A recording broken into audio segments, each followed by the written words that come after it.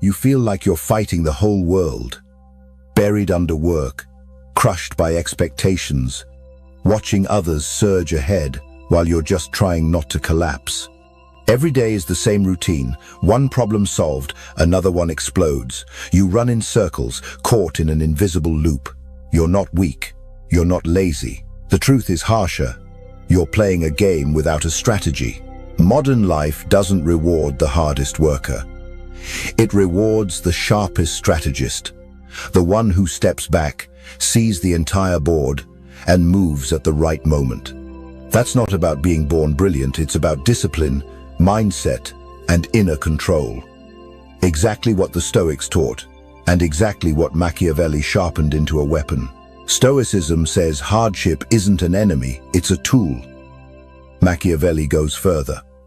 Hardship is a test that separates the pawns from the kings. Most people spend their lives reacting. A problem appears, they patch it. An insult stings, they lash back. They're busy, constantly moving. Yet years later, they realize they've gone nowhere. Machiavelli saw this centuries ago. He wrote in The Prince that men are driven not by reason but by fear and hope, forces that pull them like puppets. And the tragedy is this: most never cut the strings. They call it hard work, but it's slavery to circumstance. Think about your own life. Maybe you're grinding 12 hours a day, answering emails, putting out fires, juggling deadlines. By night, you collapse, believing you've accomplished something, yet deep down, you feel the same gnawing truth. You're not advancing, you're circling. You confuse movement with progress. History is full of men who lived this way. Kings who spent fortunes fighting pointless wars. Politicians who reacted to every scandal until they lost all credibility. Even in modern times, entire corporations collapse because leaders mistake activity for achievement. Kodak invented the digital camera, but clung to film, reacting instead of strategizing. The result? Obsolescence. Contrast that with someone like Julius Caesar. He didn't fight every battle. He chose his ground.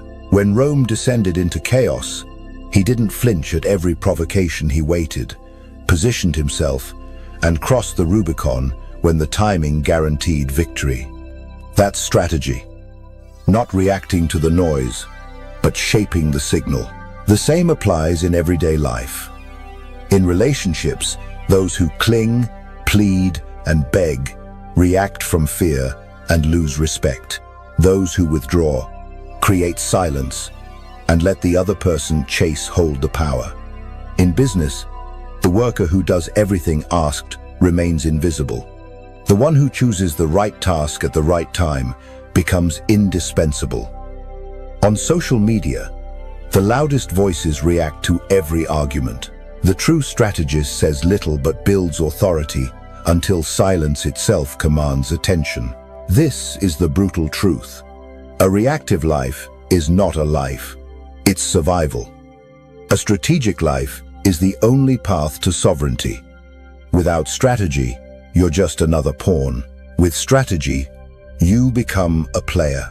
Machiavelli's warning still burns today. If you do not shape events, they will shape you. You've been told your whole life that success comes from hard work. Stay busy, stay disciplined, keep grinding. But if that were true, every exhausted worker would be rich, every overworked employee would be powerful, and every kind soul would be respected. Look around. Is that what you see? The truth is, the world doesn't care about effort, it cares about strategy. So, what does it mean to live strategically? It doesn't mean you plot like a Bond villain. It doesn't mean endless spreadsheets or 10-year plans carved in stone. It's much simpler and far more ruthless. The ability to step above the moment, to see the bigger map, and to act with precision when the timing is right. Think about it. How many times have you reacted to something small only to regret it later? Someone cuts you off in traffic, you explode, and suddenly your whole day is poisoned.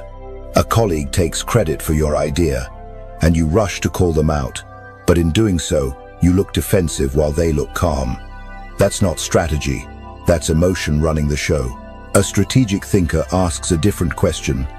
If I step back, if I hold my fire for now, what can I gain later? History is littered with examples. Napoleon at Austerlitz feigned weakness, let his enemies charge recklessly, and then crushed them with a single decisive strike. He didn't react, he designed the reaction of others. Centuries earlier, Sun Tzu wrote that the greatest general wins not by fighting, but by shaping the battlefield before the battle begins. And Machiavelli sharpened the lesson. It is not enough to defend yourself. You must place others where their only moves serve your plan. Now let's bring it closer to home. Imagine you're in a meeting. You've spent all night preparing an idea, and when your turn comes, you present it. Silence. Then 10 minutes later, someone repeats your exact idea with more confidence, and the whole room nods. How do you react? Do you speak up and risk sounding bitter? Or do you hold your silence, note the dynamics of the room, and later align yourself with the key players so the idea still traces back to you? One reaction burns your credibility. The other plants seeds for influence. That is strategy, and it's everywhere. In love, in work, in friendship, even in the way you handle strangers online. The reactive mind runs on habit and ego. The strategic mind runs on foresight and control. Think about how you start your day. Do you open your phone, dive straight into messages, notifications, and demands? That's reactive. You're letting the world decide what matters. But what if instead, before touching your phone, you asked, what's the one thing I can do today that moves me closer to my bigger vision? That's strategy. It's not complicated, but it's rare. Because here's the painful truth. Most people don't think strategically. They react to what screams the loudest. They confuse urgency with importance. And they spend their lives running on a treadmill, mistaking sweat for progress. Strategic thinkers see time differently. For most people, time is a river that sweeps them along. For the strategist, time is clay. It bends, it stretches, it serves their design. Julius Caesar didn't just wait for opportunity. He made the Rubicon a symbol that forced Rome to react on his terms. Winston Churchill didn't scramble when Hitler rose. He had already prepared his nation's voice, his alliances, his posture for the storm he knew was coming. And what about you? How do you see time? Does each day control you? Or do you control the day? Let's make it personal. Think of the last 3 major decisions you made. Write them down in your mind. Were they strategic or reactive? Did you choose based on fear, habit, anger? Or did you choose based on long-term positioning, data, and clarity? If you're honest, most were reactions. And that's okay. Awareness is the first step towards strategy, but awareness isn't enough. You need practice. You need to start thinking in layers. Not just, what do I do right now? But, if I do this, what happens tomorrow? What happens next month? How will it look a year from now? That's why the Stoics trained themselves to imagine hardship before it came. They called it premeditatio malorum, the premeditation of evils. By rehearsing the storm in their minds, they weren't shocked when it arrived. They didn't react, they executed. Machiavelli admired this mindset, but he turned it sharper. Don't just prepare for hardship, use it. Turn it into leverage. Imagine being betrayed by someone you trusted. The reactive man rages, cuts ties, loses composure. The strategic man absorbs the betrayal, learns, and uses the lesson to tighten his circle, sharpen his methods, and build a fortress from the wound. The pain becomes power. It's the same in business. Think of Jeff Bezos. In the early days of Amazon, he didn't care about short-term profits. Everyone mocked him for losing money. But his strategy was never about the quarter, it was about dominating the next century. Today, who's laughing? The reactive companies that chased quick returns are gone. The strategist turned patience into empire. Now ask yourself, where in your life are you chasing quick wins? And what would happen if you sacrificed today's applause for tomorrow's throne? Strategic thinking isn't cold calculation, it's clarity. It's the ability to say no when everyone else says yes, to hold silence when everyone else screams, to wait when everyone else rushes. It's not about reacting faster, it's about reacting less. And you already know this deep down. Remember the last time you almost sent an angry message but stopped yourself? Hours later, you felt relief. That was strategy. Remember the time you said no to a distraction and focused on something important? That was strategy. Remember the moment you saw a pattern before others did, maybe in your work, maybe in your relationships, and you used it? That was strategy. The difference is whether you make it a habit or a coincidence. So let me ask you, are you tired of reacting? Of letting life pull you by the nose while others seem to glide ahead? If so, then it's time to step back, to breathe, to think not just of the next step, but of the entire game. Because here's the Machiavellian truth. If you don't have a strategy, you're part of someone else's. You're either the player or the pawn. And pawns may move, they may even capture, but they're always expendable. Only the strategist turns a pawn into a queen. Only the strategist bends the board to their will. In every age, in every nation, men split into two kinds: those who react and those who strategize. It's the oldest division in human history, older than kings and parliaments, older than religion and war. One group survives. The other rules. The reactive man is a slave to circumstance. He answers every insult, he rushes to put out every fire.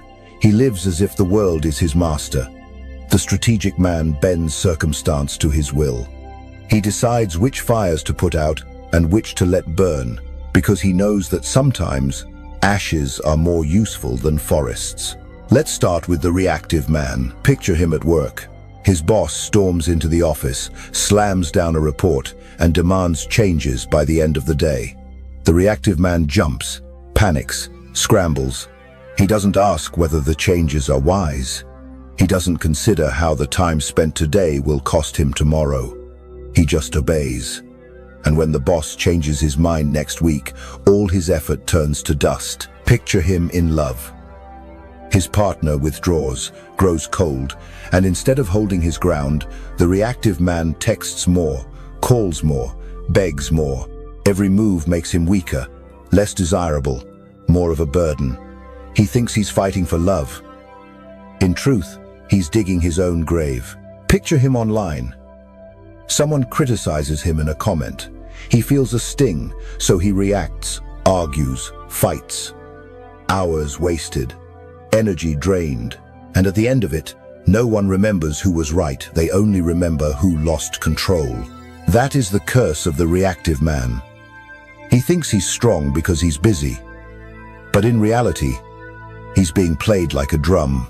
His emotions, his habits, his environment, they beat the rhythm, and he dances without knowing it. Now let's turn to the strategic man. The strategic man feels the same emotions: anger, fear, humiliation, but he doesn't serve them. He watches them rise and fall like waves on the shore. And while the reactive man drowns, the strategist waits for the tide. When insulted, he doesn't lash out. He pauses, calculates, asks, what do I gain by responding? What do I gain by silence? Often silence is the stronger weapon. For silence makes the other reveal themselves, makes the crowd lean in, makes a single word later land like a hammer. When betrayed, he doesn't collapse. He studies the betrayal. Who gained? Who lost? What does this reveal about loyalty and ambition? He turns the wound into a map of power. Julius Caesar once said, "It is better to be betrayed than to never trust at all." Why? Because each betrayal exposed his enemies, giving him the chance to strike when their masks were off. When threatened, the strategic man doesn't fight every battle. He knows some battles are traps. At Austerlitz, Napoleon pretended to be weak, lured his enemies into the valley, and annihilated them in a single stroke. He understood the difference between a skirmish that feeds the ego and a war that decides destiny. But don't think strategy is only for emperors and generals. You face the same choice every day. Imagine two men in traffic. Someone cuts them off. The reactive man explodes, honks, shouts, maybe even risks an accident. He thinks he's asserting dominance. In reality, he's a fool letting a stranger control his blood pressure. The strategic man feels the anger too, but he smiles, lets the other car go, and saves his energy for what actually matters. Who is stronger? Or picture two men at work. Both get passed over for promotion. The reactive one sulks, complains, and poisons his own reputation. The strategic one waits, studies why he was overlooked, and quietly builds alliances with the people who make the real decisions. Months later, the opportunity comes again, and this time, he takes it. Even in something as small as social media, the difference is clear. Reactive men spend hours arguing, chasing clout, trying to win with words. Strategic men post with purpose, build credibility over years, and let their silence carry weight. Which one ends up remembered? Which one ends up forgotten? Machiavelli saw this pattern 5 centuries ago. In Florence, the crowd screamed in the streets, reacting to rumors, markets, sermons. But in the palaces, a handful of men calmly adjusted alliances, moved money, and pulled the strings. Who remembers the crowd? No one. Who remembers the strategists? Their names live forever in history books. The philosopher Nietzsche called most people herd animals. They move as the herd moves, feel as the herd feels, fear as the herd fears.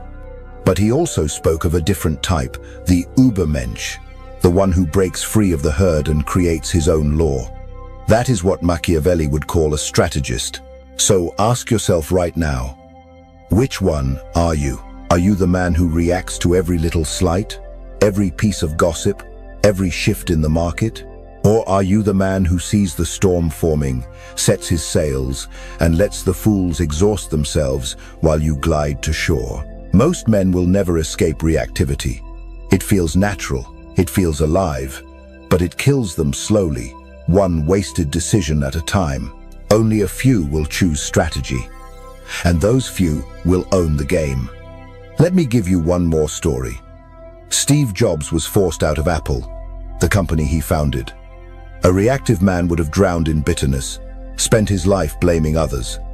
Jobs built Next. He bought Pixar. He returned to Apple not as a victim, but as a conqueror. The very people who betrayed him became stepping stones for his empire. That is what separates reactive men from strategic men. The reactive man sees a setback as the end. The strategic man sees it as leverage. Now, close your eyes and look at your own life. Think of the last time you reacted. Did it serve you? Did it make you stronger? Or did it drain you? Then think of the times you held back, waited, calculated, and struck when the moment was right. Which moments defined you more? This is not philosophy in the clouds. This is survival in the real world. In your job, in your family, in your relationships, in your ambitions, you're either reacting to life or designing it. And Machiavelli's warning is as sharp now as it was then. If you do not act with foresight, you will act in vain. The difference between the two kinds of men is the difference between noise and music. Both use sound, but one is chaos, the other is power. So, again, I ask you, are you just reacting, or are you strategizing? Because history remembers only the latter. Every strategist, from emperors to CEOs, from philosophers to soldiers, shares 3 hidden skills. They're not glamorous. You won't find them on motivational posters or in the slogans of self-help gurus. But without them, strategy collapses. They are pattern recognition, scenario planning, and positioning. Master these 3, and you stop drifting through life.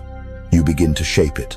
Pattern recognition is the first. At its core, It is the ability to see what repeats.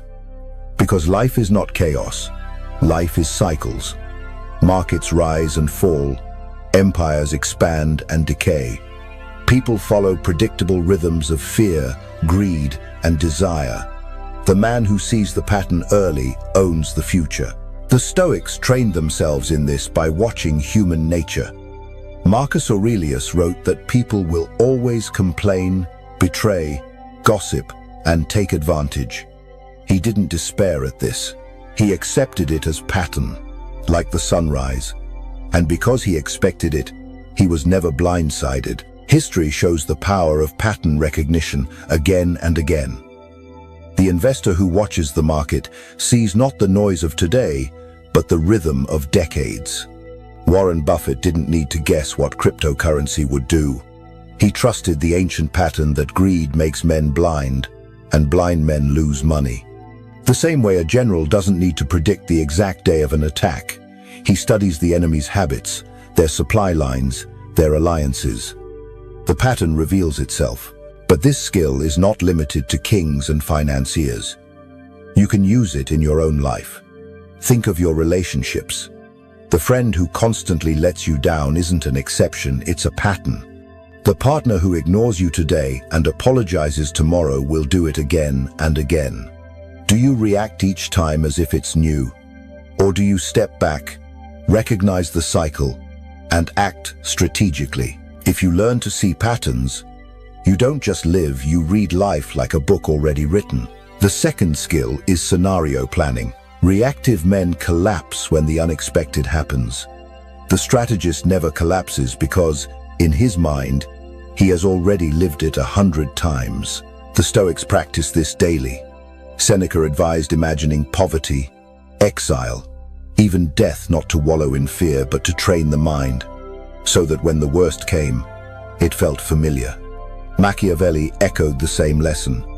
Rulers must imagine every possible betrayal, every possible revolt, so when it strikes, they are not shocked, but prepared. Picture a Roman general drilling his soldiers not just for victory, but for retreat, for ambush, for famine.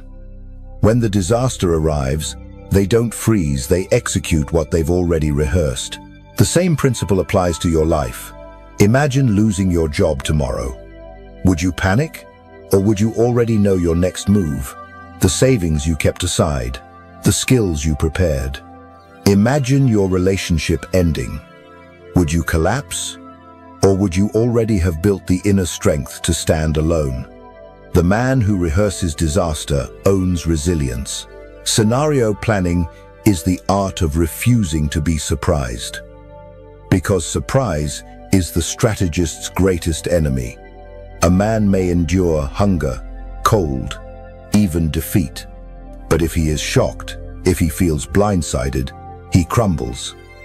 The third skill is positioning. The reactive man fights every battle as if each one decides everything. The strategist chooses position. He knows it's not about winning every move. It's about standing on ground that makes winning inevitable. Chess masters understand this. They don't obsess over each piece. They build position. A pawn here, a knight there, a sacrifice today that guarantees a checkmate tomorrow. Business empires are built the same way.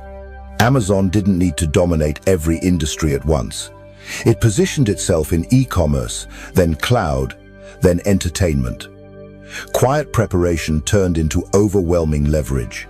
Machiavelli taught that the prince must prepare in times of peace, securing loyalty, building alliances, training armies, because when war comes, it is too late.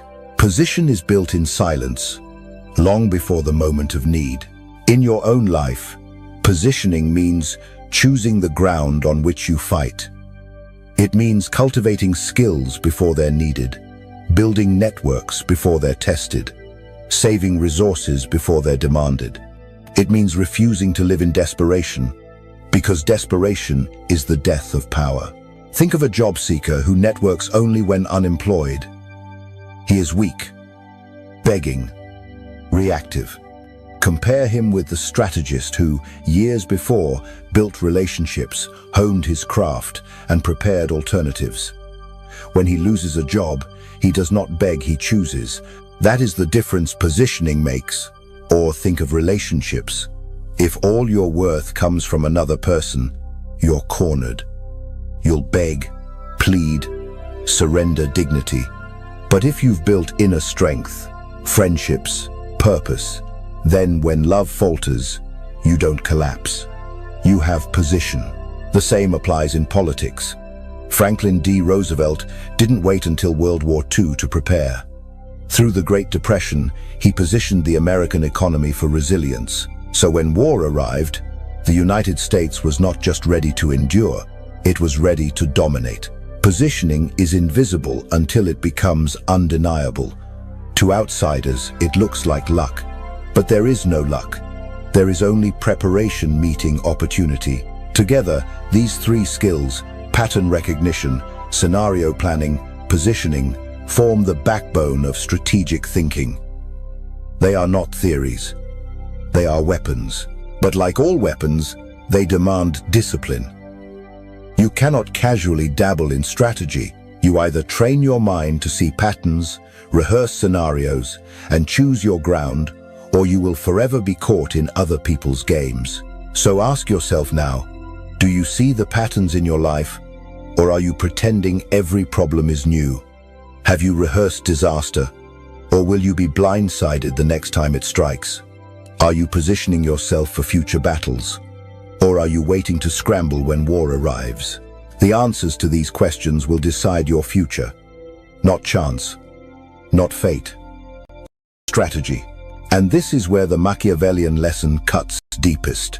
Strategy doesn't promise you comfort. It doesn't guarantee you peace. It guarantees that when chaos comes, as it always does, you will be the one standing while others fall. Because the man who sees the pattern cannot be deceived. The man who rehearses disaster cannot be broken. And the man who positions himself cannot be defeated. That is the essence of power.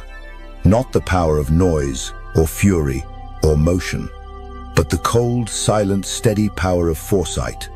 The power that bends time itself to your will. The reactive man thinks only of the first move. The strategic man thinks of the 10th. This is the chasm that separates rulers from subjects, predators from prey.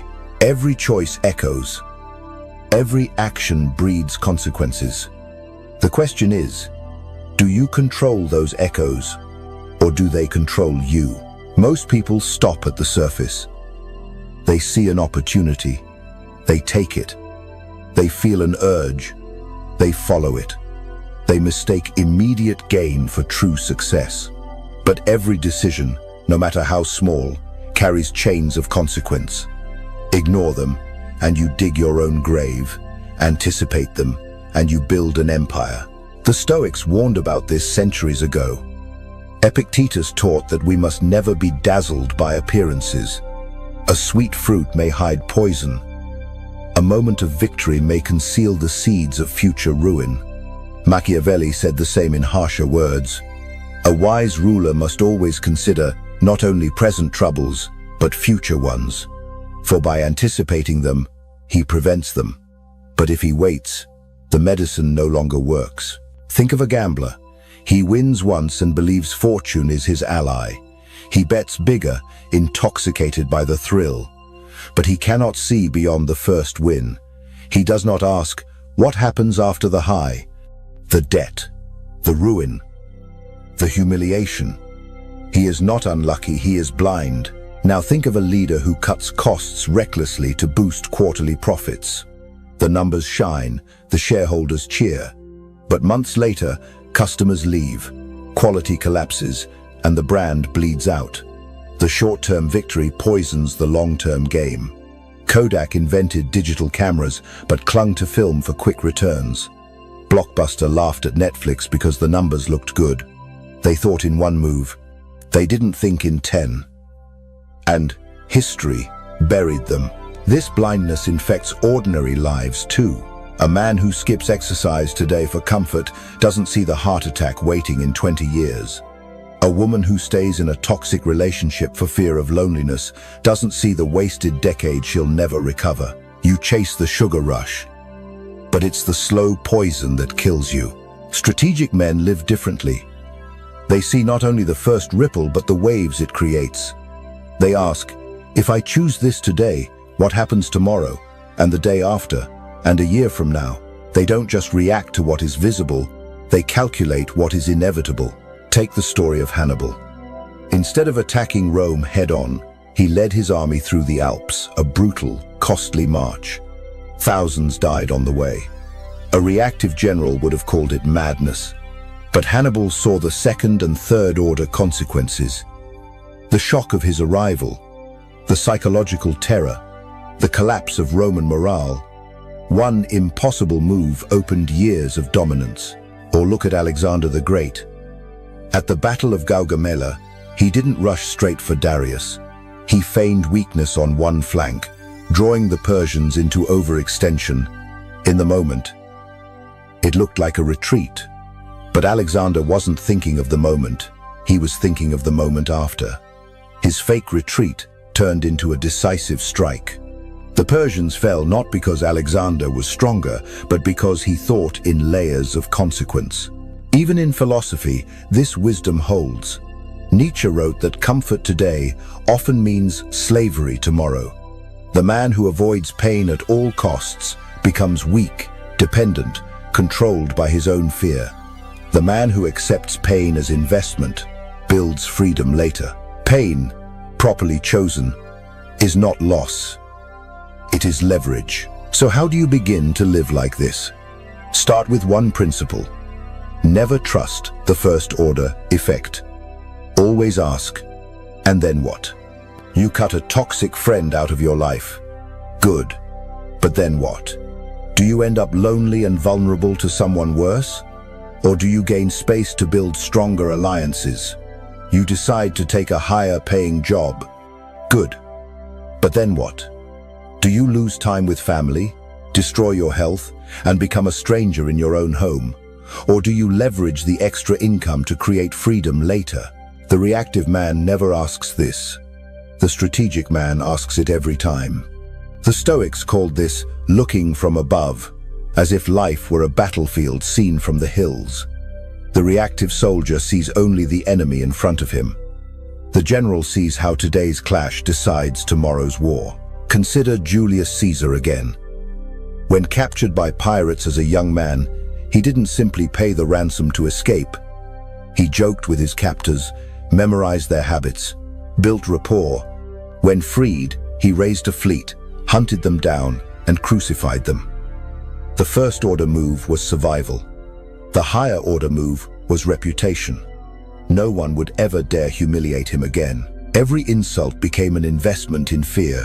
Even in small choices, the principle applies. Imagine you're tempted to humiliate a rival publicly.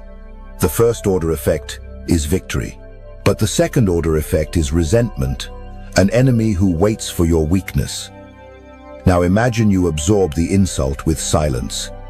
The first order effect looks like weakness, but the second order effect is respect, the mystique of self-control.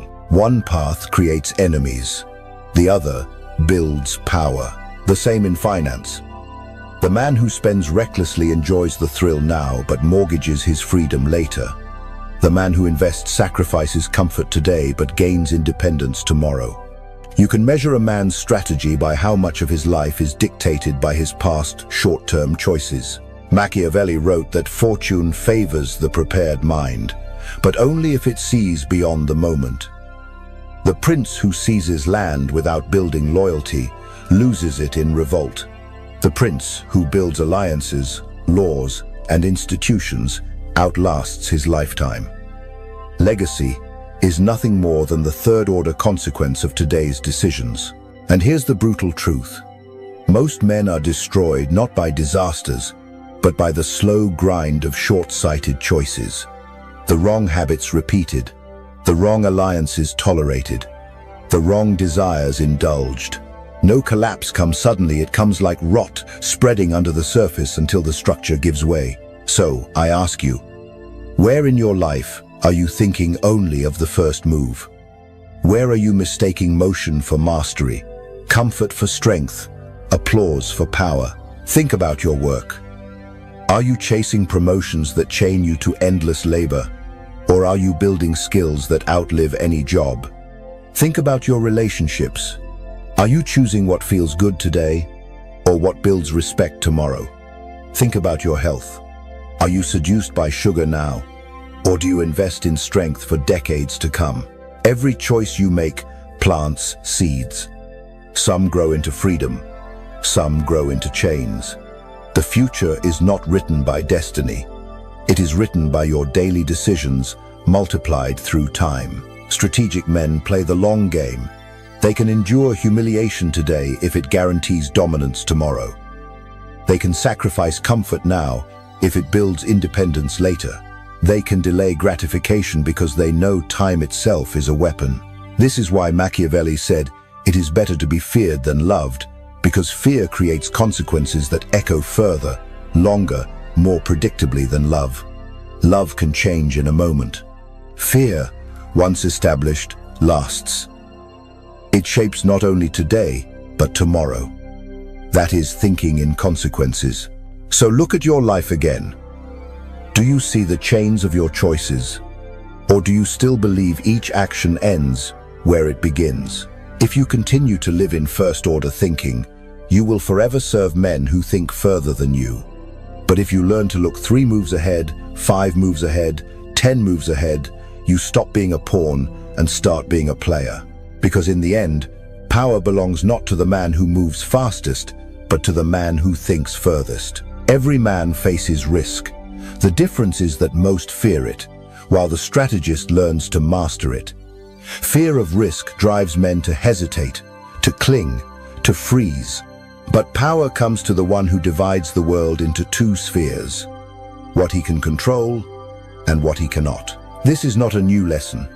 2,000 years ago, Epictetus said, "Some things are up to us, others are not." He meant that you cannot command the winds, but you can command your sails. You cannot dictate another man's heart, but you can dictate your own. The Stoics built their philosophy on this distinction, and Machiavelli sharpened it into politics. For he knew, the ruler who wastes strength on the uncontrollable destroys himself. The ruler who masters the controllable builds an empire. Think of risk in 2 categories. First, the foreseeable. You know it will come, though not when. Illness, betrayal, economic shifts, the wear of time. Second, the unforeseeable. Earthquakes, sudden accidents, black swan events. The strategist does not pretend to eliminate either. He prepares for both. In your own life, this means clarity. You cannot control the economy, but you can control how you save, diversify, and invest. You cannot stop a company from collapsing, but you can build skills that make you valuable anywhere. You cannot stop betrayal, but you can observe carefully enough to see the signs before they devour you. Risk never disappears, but its sting weakens when you are ready. Consider the Roman legions. They built roads and supply lines not because they expected disaster at every step, but because they knew it would come. Armies without provisions collapse. Armies with reserves adapt. Preparation turned risk into leverage. The same in business. Amazon's dominance is not luck. It's redundancy. Logistics. Supply chains built with the assumption that chaos always comes. Machiavelli warned that fortune rules half of human life, but discipline rules the rest. Fortune may flood the valley, but if you build strong dikes, the damage is contained. Without dikes, one flood erases everything. The disciplined man is not spared from storms, but he stands when others drown. And this is where most men fail. They waste energy screaming at what they cannot change. The economy, the government, the betrayal of others. All their rage is spilled onto the uncontrollable. Meanwhile, the controllable discipline, preparation, foresight lies neglected. Their empire crumbles not because the world was cruel, but because they abandoned their own responsibility. Let me tell you a story. During the Black Death in Florence, thousands panicked. They prayed, they blamed, they cursed fortune. But a few families quietly organized. They moved wealth into safer regions, secured supplies, invested in land. When the plague ended, they emerged stronger than before. Those names, Medici, Bardi, echo still. Not because they escaped the uncontrollable, but because they mastered the controllable. In your life, you've seen the same pattern. A man loses his job, one collapses, blames the world, drinks his despair. Another adapts, uses his savings, learns a new skill, starts again. Same risk, different outcome. Why? Because one wasted strength on what he couldn't change, while the other focused on what he could. The strategist lives by a brutal rule. Control is limited, but discipline is infinite. He doesn't complain that winter is cold, he gathers wood. He doesn't curse the storm, he reinforces the roof. He doesn't whine that betrayal hurts, he uses it to expose false friends. And yet, strategy is not about clinging to plans. Too many men mistake preparation for rigidity. They think a plan is sacred. They follow it blindly, even as reality shifts. That is not discipline, it is delusion. The Stoics taught adaptability. Seneca wrote, "Fate leads the willing, drags the unwilling." The strategist adapts like water, shaping himself to the container. Consider the story of Kodak. They invented the digital camera but clung to film because that was the plan. They had control of innovation but wasted it clinging to the past. Contrast this with Netflix. They began with DVDs but saw streaming on the horizon. They adapted, pivoted, positioned themselves to dominate.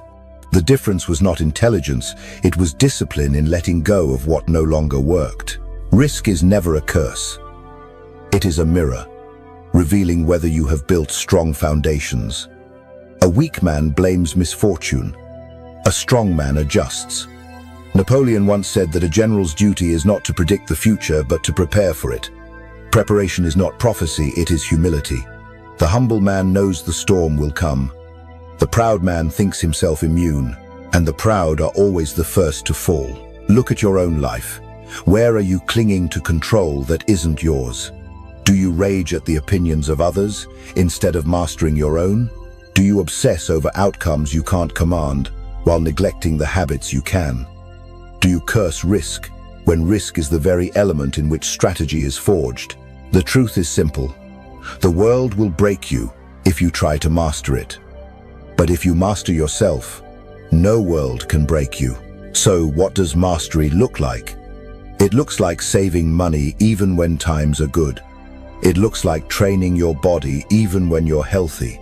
It looks like studying the moves of rivals even when they seem quiet. It looks like preparing for betrayal even when everyone smiles. These are not acts of paranoia. They are acts of sovereignty. Risk management is not cowardice. It is courage sharpened into foresight.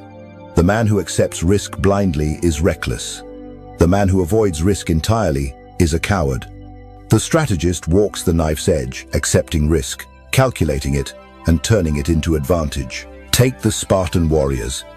Every boy was trained from childhood, exposed to hardship, hunger, pain. They did not avoid suffering. They rehearsed it, controlled their reaction to it, until fear itself lost its grip. When war came, their enemies trembled. The Spartans did not. Their discipline turned risk into routine. This is the essence of Stoic and Machiavellian wisdom. Fortune rules, but discipline decides. So what about you? Do you leave your fate in the hands of chance? Or do you build dikes before the flood? Do you wait for betrayal to learn who your allies are? Or do you test loyalty when the sun still shines? Do you dream of strength? Or do you build it when no one is watching? Machiavelli wrote that men are blind to storms until they strike. But the wise man prepares for storms even in clear weather.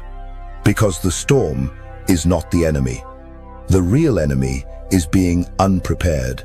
The discipline of the Stoics is not about cold detachment. It is about fierce preparation. It is about training your mind to endure what is uncontrollable and strengthening your will to control what is within reach. That is the iron law of strategy. And when risk finally arrives, and it always does, the disciplined man does not panic. He acts. While others scream, he chooses. While others freeze, he advances. While others curse, he builds. That is the difference between the ruled and the ruler. In the end, control is an illusion, but discipline is not. You cannot decide the winds, but you can set your sails. You cannot choose fortune, but you can choose preparation. And when the world burns, it is the disciplined man who walks through the fire unscathed. The weak drown in risk. The strategist rides it. The greatest victories are never won in the moment. They are won long before, in silence, by the ones who saw first. History is not ruled by the strongest, nor the loudest, nor even the most intelligent. It is ruled by those who learned to read faint signals before anyone else noticed. The Stoics knew this well. Marcus Aurelius wrote that events do not break men, only their blindness to events does. Machiavelli said it differently. The prince who waits until everyone sees the danger is already lost. The secret is to sharpen your eyes, to notice the tremors before the earthquake, the whispers before the revolt, the shadows before the fire. Think of the stock market. Most people buy when the headlines scream and prices soar. By then, it is too late. The strategist buys in silence when others are still asleep. He has trained his eye to notice the subtle shift in consumer behavior, the slight uptick in demand, the change in tone of a single report. By the time the herd arrives, his position is already built. History offers example after example. In the 15th century, when the printing press was invented, most kings dismissed it as a toy. They saw books, pamphlets, letters, but not the revolution. Martin Luther saw. He nailed his theses to a church door, but it was the press that spread them like wildfire. He noticed the tool before it became a weapon, and the world never returned to what it was. Centuries later, a man named Steve Jobs saw something similar. Computers existed, phones existed, music players existed, but Jobs saw the faint outlines of convergence, the possibility of one device to command them all. The rest is history. Apple didn't just ride trends, it created them by noticing fragments of the future scattered in the present. But this isn't just about kings and visionaries. In your own life, trend spotting decides whether you rise or fade. Think about relationships. You know the small signals that come before collapse. The partner who laughs less, who turns away slightly, who delays their words. Do you ignore them until the breakup shatters you? Or do you notice them early and act? Think about your health. The body whispers before it screams. A slight pain in your chest, a shortness of breath, a lack of energy. Most people ignore these signals until the hospital visit. The strategist notices them early, adjusts, strengthens, and avoids disaster. Think about your career. The workplace changes quietly before it changes loudly. The projects you once led begin to shrink. The tone of your manager shifts. A new technology creeps into conversations. Do you dismiss it, or do you see the faint tremor? The strategist moves before the axe falls. He learns new skills, builds new alliances, positions himself, while others are still in denial. The world does not reward the blind. It rewards the early. But how do you sharpen this ability? First, cultivate silence. Most men consume information passively, drowning in noise. They scroll, they refresh, they repeat. But the strategist listens differently. He doesn't just take in words, he connects dots. He sees how one headline from technology connects to a shift in politics, how one social trend hints at a cultural collapse. Train yourself to scan across fields. Don't just read what you already know. Take a source from your industry, one from a distant field, and one from technology. Each week, write down 2 faint signals that stand out. At first, they'll seem meaningless. But over time, Patterns emerge. You'll see before others do. Second, study human nature. Trends in markets, politics, or technology are born in the same soil: desire and fear. Machiavelli observed that men are driven by two forces, hope and fear. Notice how these forces shift, and you will notice how trends shift. When hope grows, bubbles form. When fear spreads, crashes follow. Train your eyes not just on numbers, but on people, their moods, their anxieties, their sudden enthusiasms. Third, learn the discipline of detachment. The weak man ignores signals he does not like. The strategist accepts them even when they hurt. A dying empire always pretends it is strong until the very end. But if you can admit what others deny, you will always act before them. Think of the fall of the Soviet Union. The signs were everywhere. Empty shelves, declining morale, a war in Afghanistan, draining strength. Most leaders refused to see. But those who noticed the faint signals positioned themselves for the world that came next. Those who denied them collapsed with the system. Trend spotting is not prophecy. It is not about knowing the exact date of collapse or the precise moment of change. It is about recognizing inevitability while others are still blind. And yet, here is the brutal truth. Most people do not want to see. Seeing early requires courage. Because if you notice the decline of your company, you must face the fear of leaving. If you notice your relationship dying, you must confront the pain of ending it. If you notice your habits leading to ruin, you must accept the discipline of change. Most men prefer blindness, but blindness is the death of strategy. Ask yourself now, what signals are you ignoring? In your career, what small changes are telling you the game is shifting? In your body, what whispers are you dismissing? In your relationships, what tremors are you pretending not to feel? The early man is never surprised. The late man is always shocked. The Spartans trained their youth not just to fight, but to watch. A boy was taught to notice the smallest sound in the forest, the faintest shift in the wind. Because survival was not brute strength, it was awareness. The same rule governs power today. Awareness precedes dominance. The one who sees first does not need to run faster, he simply moves sooner. And this is the essence of strategic sight, turning weak signals into decisive moves. A whisper today becomes a scream tomorrow. A tremor today becomes an earthquake tomorrow. A shadow today becomes a storm tomorrow. Do you act while it is still a whisper, or do you wait until the crowd panics? The prince who acts early looks like a fool in the moment, but when the tide turns, he looks like a prophet. And those who laughed yesterday beg for his protection tomorrow. That is the gift of foresight. That is the reward of seeing early. So sharpen your eyes, watch the faint signals, connect the dots others ignore. And when the world stumbles into chaos, you will already be standing on solid ground.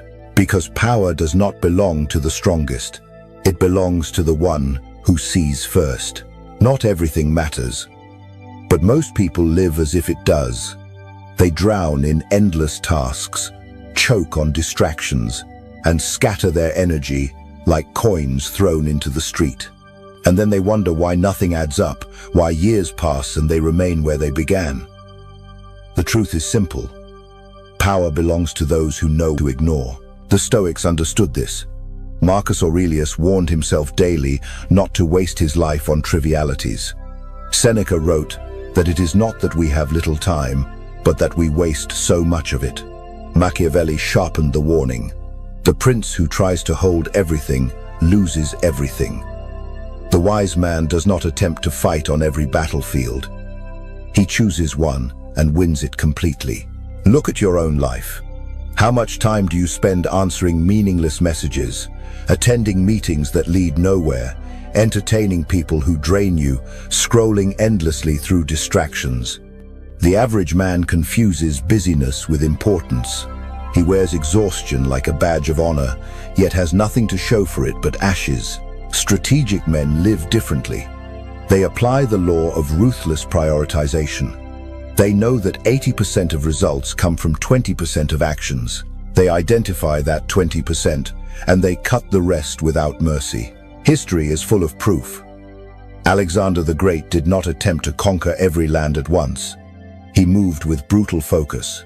Persia first, then Egypt, then the East. Each campaign was concentrated, swift, decisive.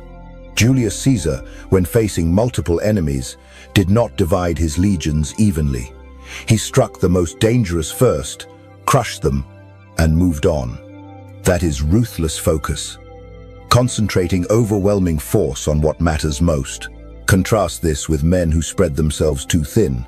Napoleon tried to fight wars on too many fronts: Spain, Russia, Austria, Prussia, until his empire cracked under the weight. Even geniuses fall when they ignore the law of prioritization. In business, the same law applies. Apple did not succeed by building everything. It built a few products with obsessive focus until they were unmatched. Amazon dominated not by diversifying early, but by mastering logistics and bookselling before expanding. Google killed hundreds of side projects to keep its core strong. The lesson is eternal. The winners are not those who try everything, but those who choose the few battles worth fighting and fight them without distraction. In your personal life, the law is just as brutal. Not every friend is worth keeping. Not every opportunity is worth chasing. Not every desire deserves your time. The weak man says yes to everything and becomes owned by everyone. The strong man says no often and fiercely. He values his time like gold, because it is more precious than gold. Ask yourself, what are you chasing right now that does not matter? What consumes your hours but gives no return? The world is designed to seduce you with endless choices, but power belongs to the one who cuts through them. Think of Hannibal crossing the Alps. He did not drag excess baggage. He cut down his army to what was essential, stripped supplies and sacrificed comfort for speed. That is prioritization. Without it, he would have perished before even reaching Rome. Think of a sculptor. He begins with a block of stone. The beauty is not in what he adds, but in what he removes. Each strike cuts away the unnecessary until only the form remains. Your life is the same. Every wasted task, every meaningless distraction, is stone hiding the figure within. Ruthless prioritization is the chisel. But here is the paradox. People fear cutting because it feels like loss. They cling to the trivial because it gives the illusion of safety. They say yes because they fear missing out, fear angering others, fear facing themselves. They call it kindness, responsibility, humility. But often, it is cowardice. The courage is not in saying yes. The courage is in saying no. Look again at your calendar. How many hours are consumed by things you didn't choose, that don't serve your highest goal? Look again at your habits. How many of them belong to you, and how many belong to the crowd? Every yes to the trivial is a no to the essential. Machiavelli warned that a prince must learn to act not only on what is good, but on what is necessary. To waste time on pleasing everyone is to lose the kingdom. In modern life, the principle is the same. You cannot please every colleague, every friend, every stranger online. The attempt will break you. But when you choose the few relationships, skills, and battles that matter, you become untouchable. So how do you apply ruthless prioritization? Begin with clarity. Define your true objectives, not vague desires like, I want to be successful. Success means nothing unless measured. Do you want wealth, influence, freedom, power? Define it clearly. Because without definition, you cannot prioritize. Once clear, cut relentlessly. If a task does not move you toward your true objective, eliminate it. If a relationship drains more than it gives, release it. If a habit consumes time without return, destroy it. The pain of cutting is temporary. The cost of keeping is eternal. History rewards those who master this law. The Medici family built their dynasty not by investing in every trade, but by focusing obsessively on banking. The Spartans dominated Greece not by chasing art or commerce, but by committing fully to war. Even philosophers obeyed it. Socrates devoted himself to questions of virtue and the examined life, ignoring wealth and power. His clarity still echoes thousands of years later. What about you? What will echo from your life? 1,000 half-finished tasks or a few great victories? Imagine two men. One says yes to everything, every party, every meeting, every whim. He is exhausted, scattered, respected by none.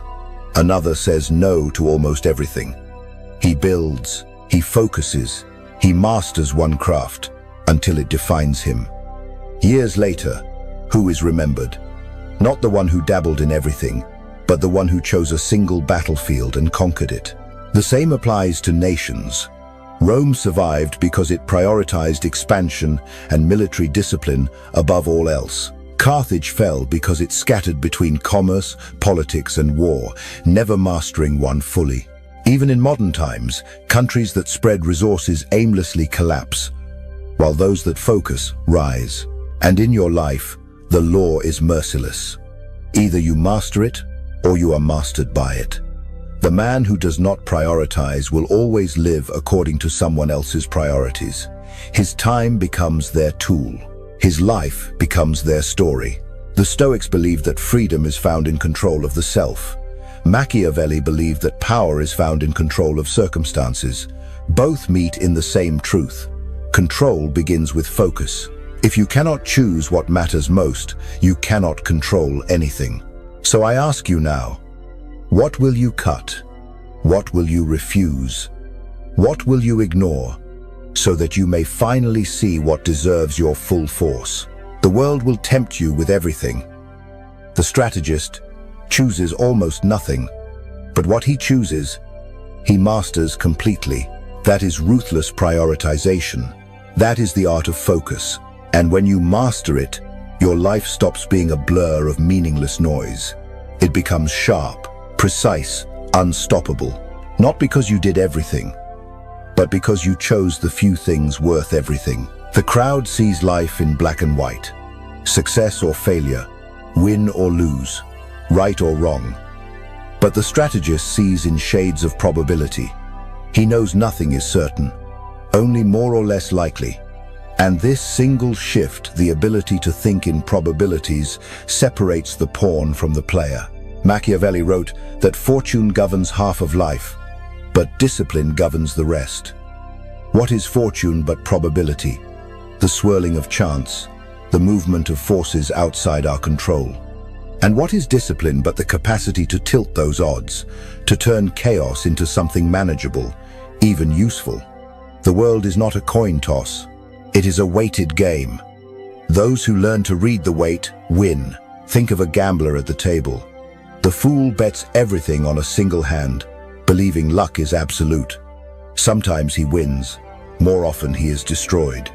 The strategist is different.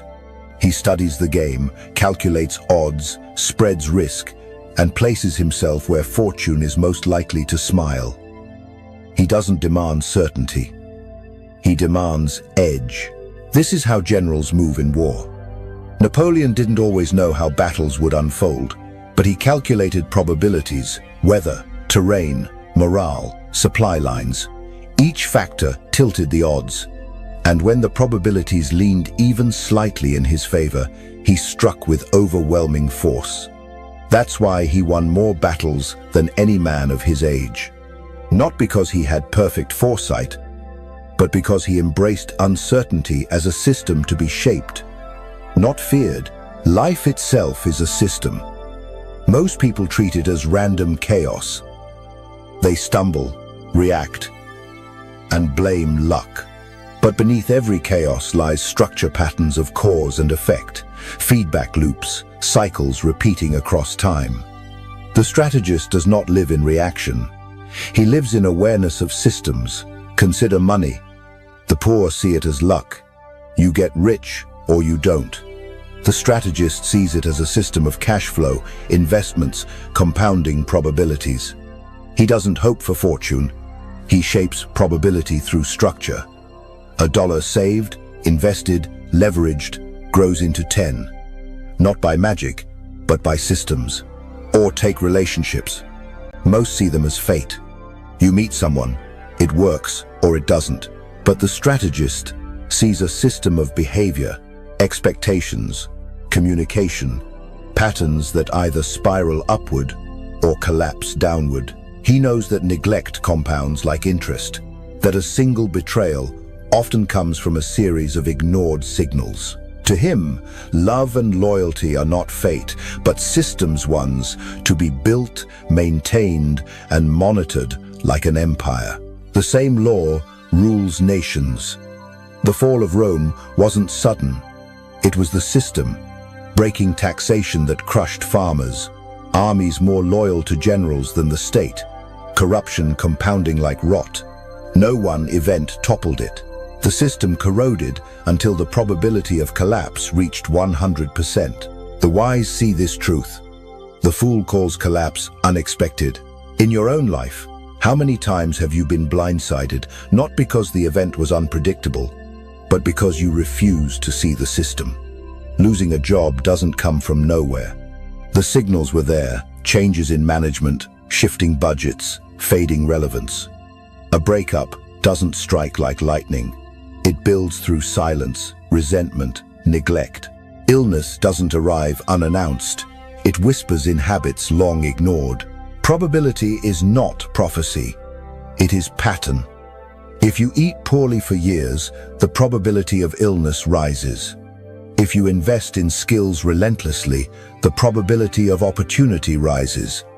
If you gamble recklessly, the probability of ruin rises.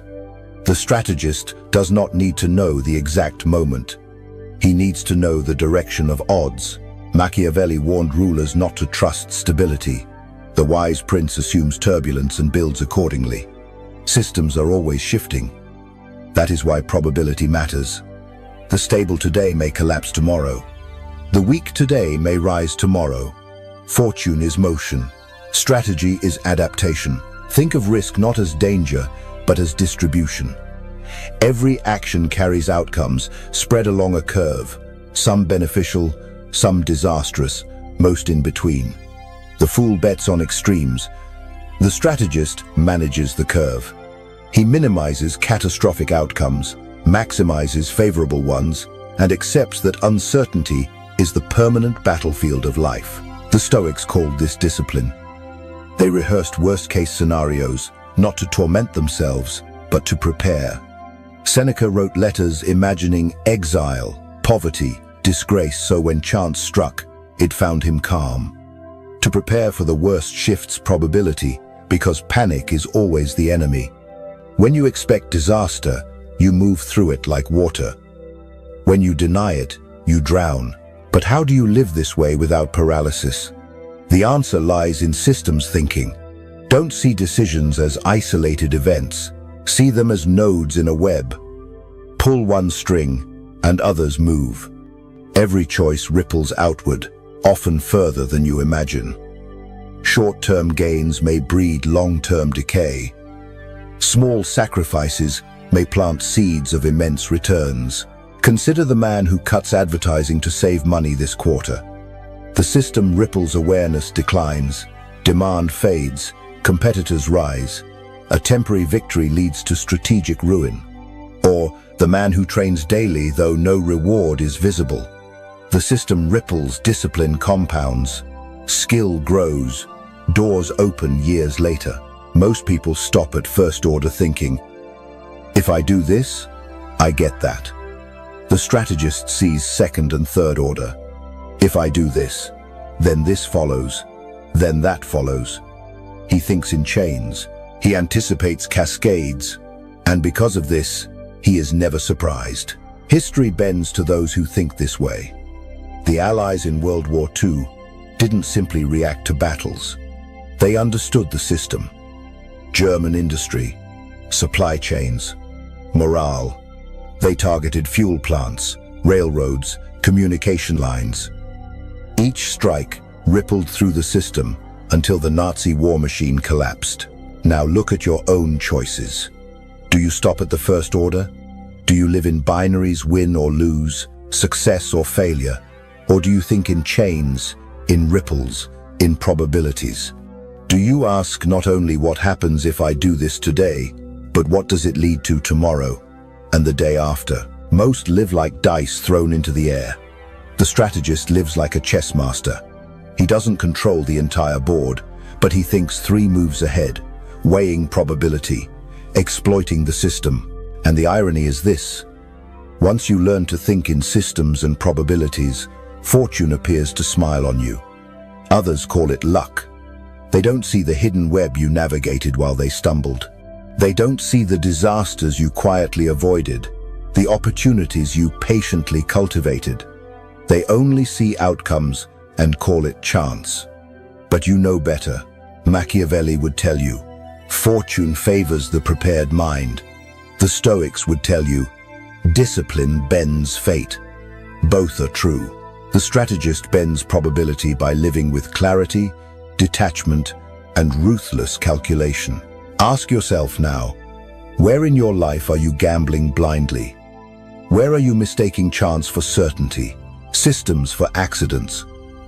Where are you ruled by fortune instead of discipline? The prince who ignores probability rules nothing. The man who thinks only in binaries remains a slave to luck.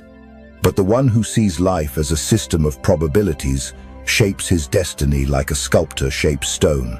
You cannot command outcomes, but you can command your preparation. You cannot fix the dice, but you can choose when to roll, how much to risk, and when to walk away. The world is uncertain. It always has been. But uncertainty is not the enemy. It is the playing field. And those who master probability and systems do not fear it. They thrive in it. Because while others stumble blind in the fog, the strategist walks with a map. Not a perfect one, but one sharp enough to tilt fortune in his favor. And in a world ruled by chance, even the smallest edge becomes absolute power. Every empire that collapsed, every general that lost, every leader who was betrayed, carried the same hidden flaw. They believed their own lies. They mistook assumption for truth, illusion for fact, desire for reality. And when the reckoning came, they discovered too late that the greatest enemy was not outside. It was their own unexamined belief. Critical thinking is the blade that cuts through illusion. Without it, strategy is blind. With it, the strategist pierces fog, sees clearly, and strikes true. The Stoics knew this long before philosophy became a game of words. Epictetus warned that men are not disturbed by events, but by the opinions they form about events. In other words, the danger is not the world, it is the lens through which we see it. Machiavelli sharpened the lesson. The prince who cannot question himself is the easiest prey. He believed leaders fall not from lack of power, but from lack of clarity. Think of the Nazi Enigma machine.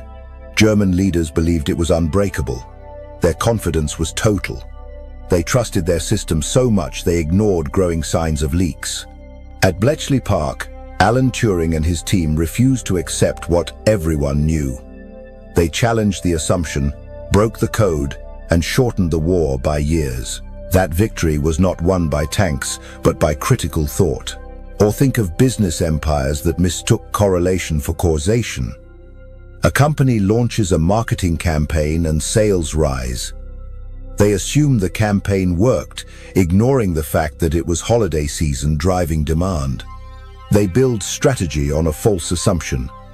And like a house of cards, every move afterward collapses. The strategist asks deeper questions. What if I am wrong? What if the cause I see is an illusion? What else could explain this result? That humility is the blade, but how do you train it? You start with the most difficult step, challenging yourself. The average man collects evidence to confirm his beliefs. The strategist hunts evidence to destroy them, because he knows that every belief untested becomes a weakness. Machiavelli himself warned rulers never to rely only on flattery. never to listen only to what pleases them. The wise prince invites contradiction because contradiction reveals truth. Try this in your own life. Think of a decision you recently made. You probably justified it. You found reasons why it was right. Now invert it. Write down 3 reasons it could fail, 3 perspectives from someone who disagrees. Do it seriously, not as a game. In that moment, you will feel the blade. You will feel your certainty tremble. And that tremble is strength, not weakness. History honors those who wield this blade well. Marcus Aurelius, surrounded by power, wrote nightly to himself, questioning his own motives. Was this action for the common good or for vanity? Was this judgment clear or clouded? His meditations were not philosophy, they were self-interrogation, sharpening his mind against illusion. That's why he endured storms that would have broken lesser men. Critical thinking is not cynicism. Cynicism dismisses everything. The strategist tests everything. He dissects, examines, reassembles, until the structure holds. He uses tools to sharpen his edge. First principles. Inversion. Second-order thinking. First principles thinking asks, what is the core truth beneath this assumption? Strip away the noise, the tradition, the everyone knows. What remains? Elon Musk used this in building SpaceX. Instead of accepting that rockets cost hundreds of millions, he asked, what are the materials worth? A fraction of the price. From that truth, he built a new path. Inversion asks the opposite question, not how do I succeed, but how do I fail? The general asks, what would guarantee defeat? The businessman asks, what would destroy my company? The lover asks, what would kill this relationship? By rehearsing failure, you avoid it. Second-order thinking goes deeper. The fool asks only about the first effect. The strategist asks, and then what? And after that? A discount boosts sales today. And then, it weakens brand tomorrow. And then, competitors overtake you. The strategist sees the ripple before the splash. Yet tools mean nothing without the hardest trait of all, intellectual humility. The courage to admit you were wrong. The willingness to abandon a belief that no longer fits reality. Most men cannot do this. Their ego fuses with their ideas. To abandon the idea feels like abandoning themselves, and so they cling, blind, until reality destroys them. Think of Kodak. They invented the digital camera, but their identity was film. They could not admit that their core belief people will always want film was wrong. They clung. They died. Contrast with Netflix. They began with DVDs.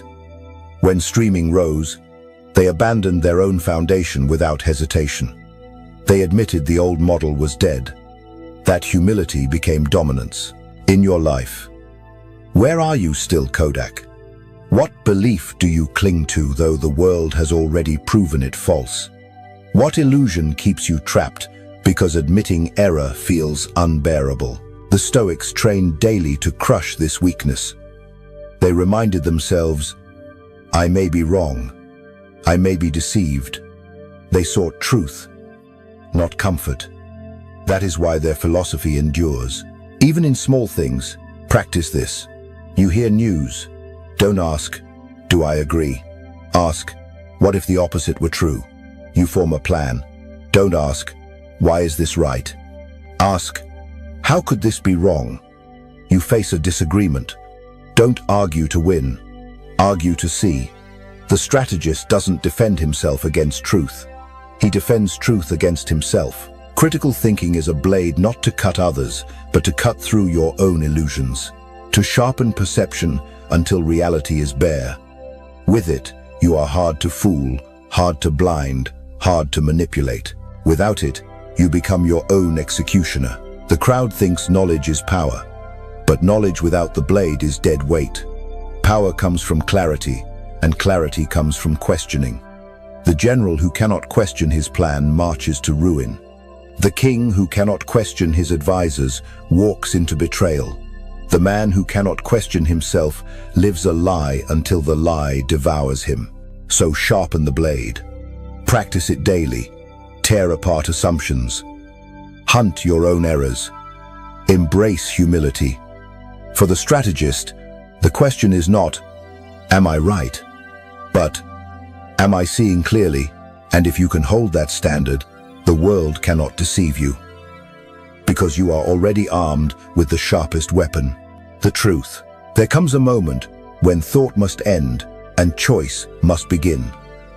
Strategy is worthless without the courage to decide. All the maps, all the probabilities, all the critical thinking in the world mean nothing if you cannot act. The difference between a philosopher lost in ideas and a leader who bends history is this. The leader decides. But decision-making is an art, and like all art, it demands discipline, not impulse. The weak believe that fast decisions mean strong leadership. They equate speed with wisdom, instinct with genius. Yet, history shows otherwise. Rash kings marched their armies into ruin. Impulsive CEOs burned billions chasing mirages. Lovers made reckless vows that turned to chains. Action without structure is chaos dressed as confidence. The Stoics understood this. They taught that strength does not mean never being wrong. It means reducing errors, cutting through impulse, choosing with intention. Machiavelli sharpened it further. The prince must act not from passion, but from necessity. Decisions must serve survival and advantage, not vanity. Think of Napoleon before Austerlitz. He didn't rush blindly. He waited, disguised weakness, lured the enemy into overconfidence. And when the moment came, he chose decisively one strike, total victory. That is decision-making as art. Patience, structure, precision. Now look at your own life. How often do you decide from emotion? How often do you say yes out of fear of missing out? How often do you say no out of fear of risk? These are not decisions. They are reactions disguised as choices. The strategist knows better. He builds a process for choosing clear, deliberate, and ruthless.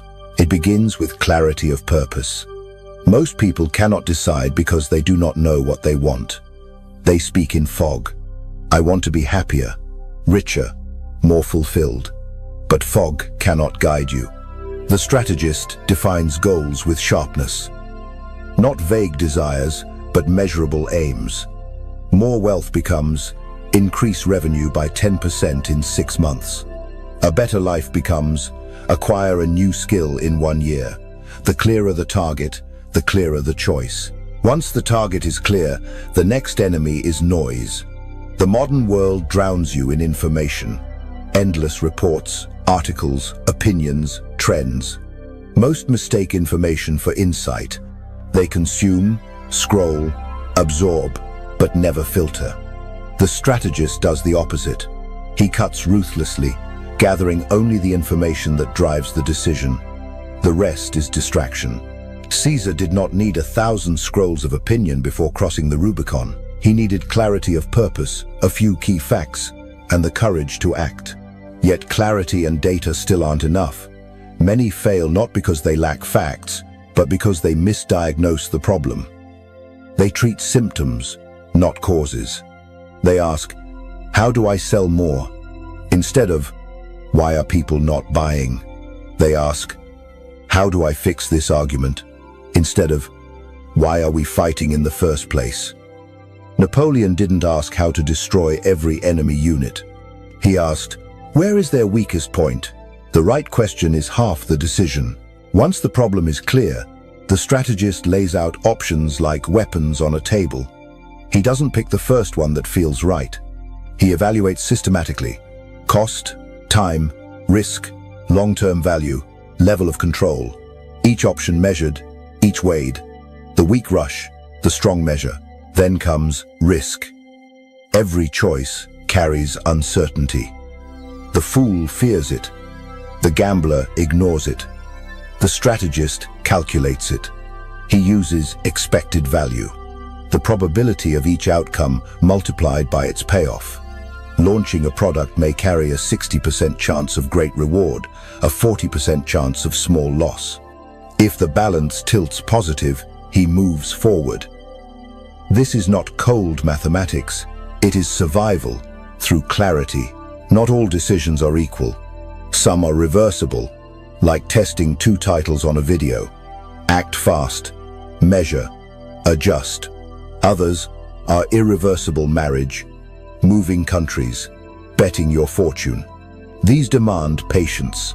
When emotion surges, reason falls silent. The strategist waits 24 hours. Fear cools, excitement fades. If the choice still stands, it is strong. The delay is not weakness, it is discipline. History offers brutal examples. Leaders who decided in heat often doomed themselves. Alexander's generals who fought over his empire tore it apart because they rushed. By contrast, Fabius Maximus saved Rome by delaying. He refused to meet Hannibal head-on, letting time erode the enemy's advantage. His people called him coward. History named him wise. And once the decision is made, reflection begins. The strategist does not simply move on. He tracks the decision. What was chosen? Why? With what result? Every choice becomes data. Every error becomes a lesson.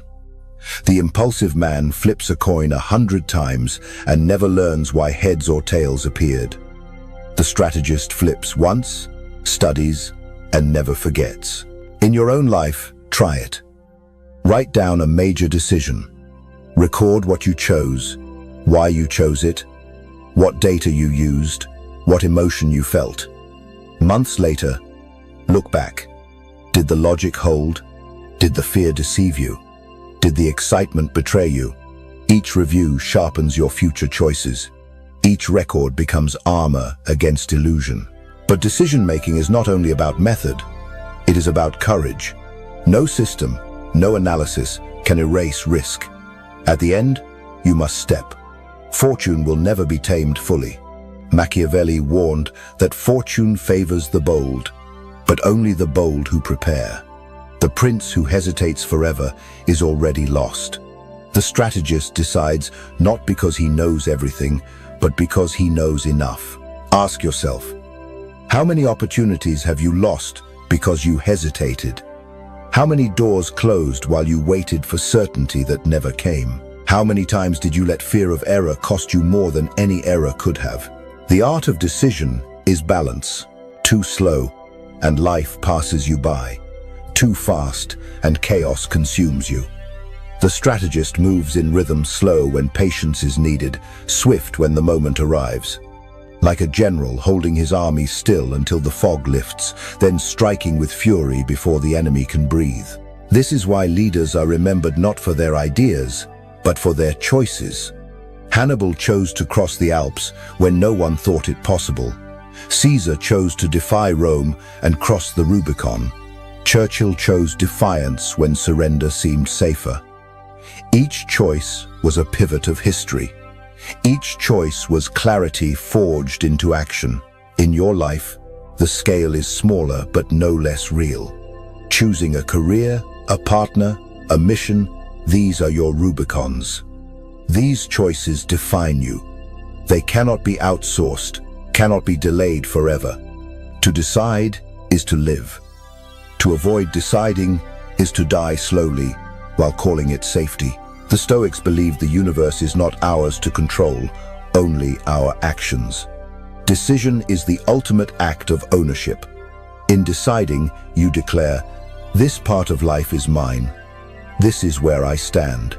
So, train yourself. Define your aims with clarity. Filter noise with ruthlessness. Diagnose problems with precision. Lay out options with structure. Calculate risk with discipline.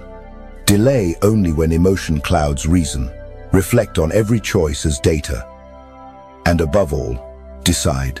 Because in the end, strategy without decision is just fantasy.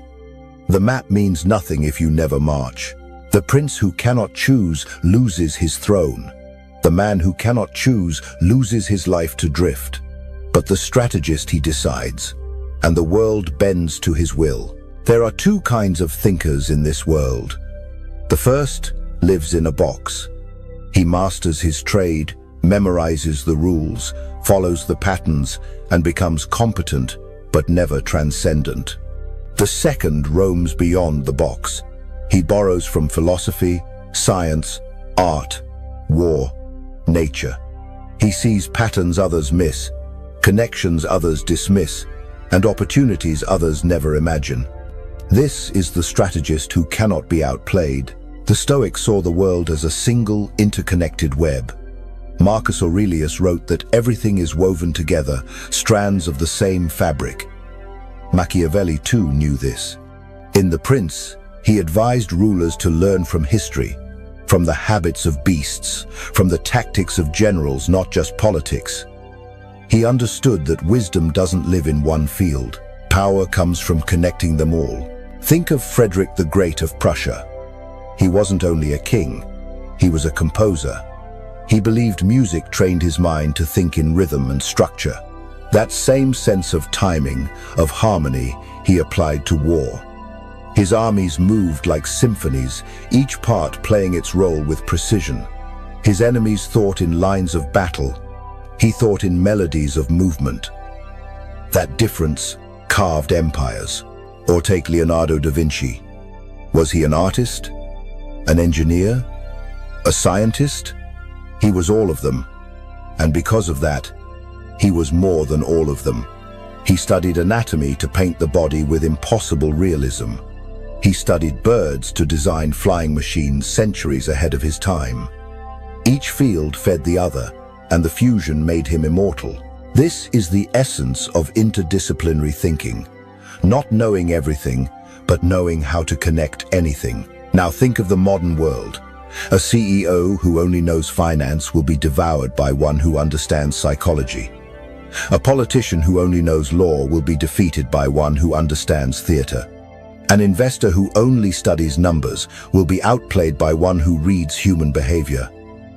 The future belongs to those who roam widely, who see bridges where others see walls. But how do you train this? Begin with curiosity. Most people only consume information from their own circle. Same books, same news, same voices. Their mind becomes an echo chamber. They recycle old answers. The strategist breaks this pattern.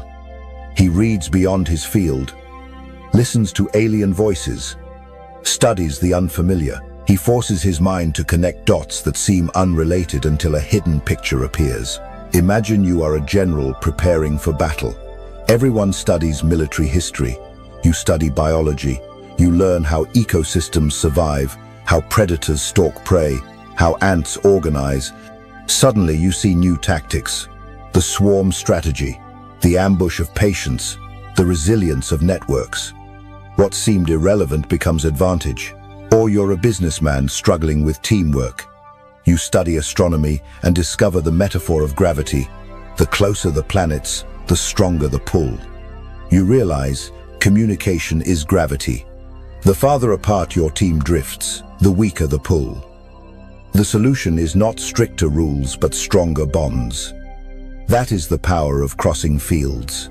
History rewards this mindset. Steve Jobs once took a calligraphy class in college. It seemed useless. Years later, it shaped the aesthetic of Apple. Beautiful typography, elegant design, technology fused with art, and the world changed. Most engineers built machines. Jobs built objects of desire.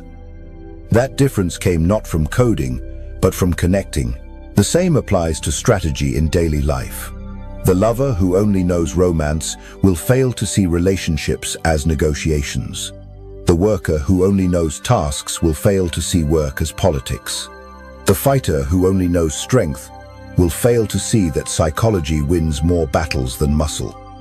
The strategist sees across boundaries. But beware, this isn't about collecting trivia. It's about perspective. To think like this, you must practice reframing.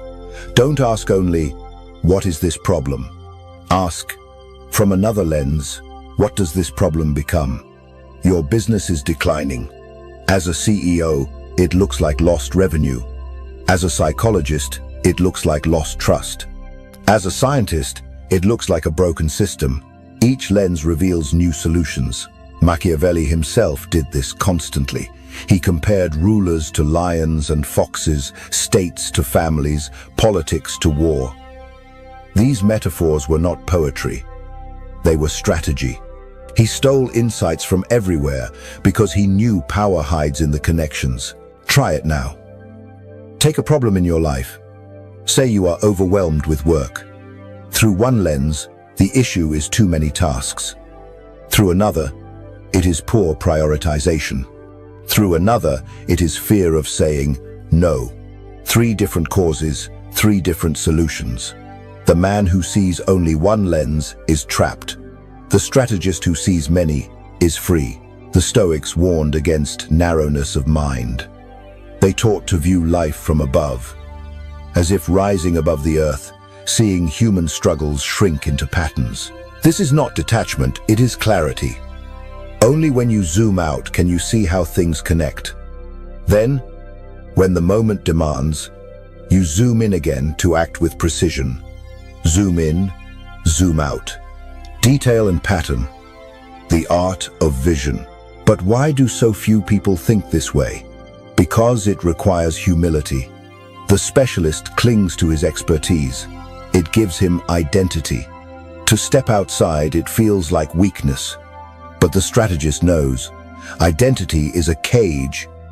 Curiosity is freedom. Power does not come from mastering one script, but from learning to improvise on many stages.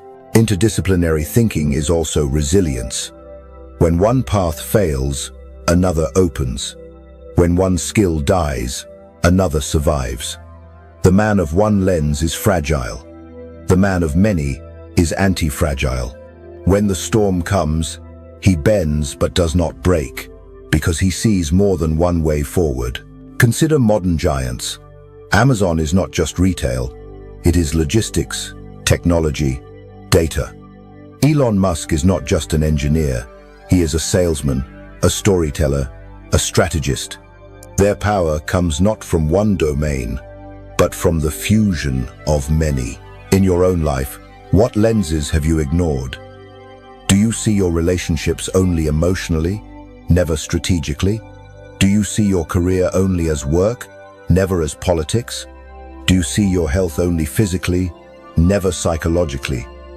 Every blind lens is a weakness waiting to be exploited. The strategist collects lenses. He studies beyond comfort. He asks, what can philosophy teach me about business? What can war teach me about love? What can art teach me about persuasion? What can science teach me about control? Each answer adds a layer of power. This way of thinking is not abstract, it is practical.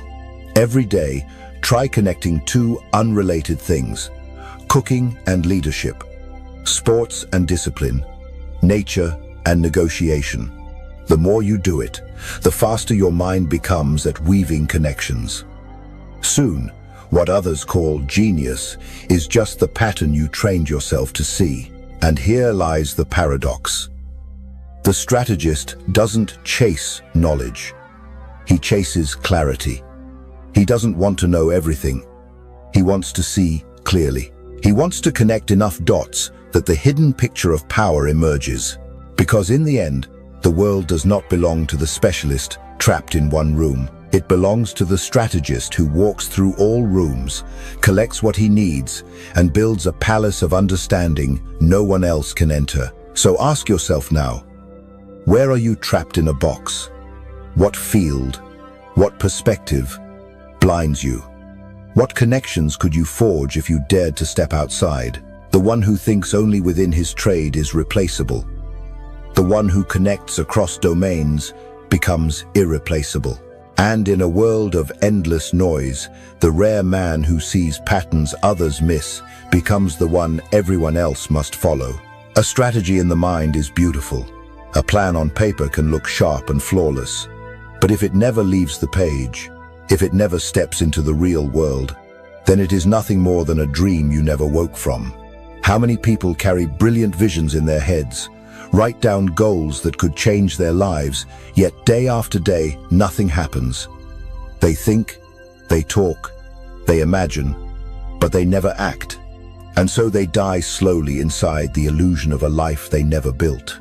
Machiavelli warned that rulers are not judged by their promises, but by their results. What you do not execute does not exist. That is why the highest art of strategy is not drawing the map, but walking it. Imagine a general preparing for battle. He has a flawless plan, every maneuver, every ambush, every supply line mapped out. But when the drums of war begin to pound, he hesitates. He does not give the order. His army stands still. And in that hesitation, the entire plan dies. History is filled with such generals, men whose brilliance collapsed into defeat because of one fatal flaw: they never acted. Your life is no different. How many times have you written goals? I will learn a language.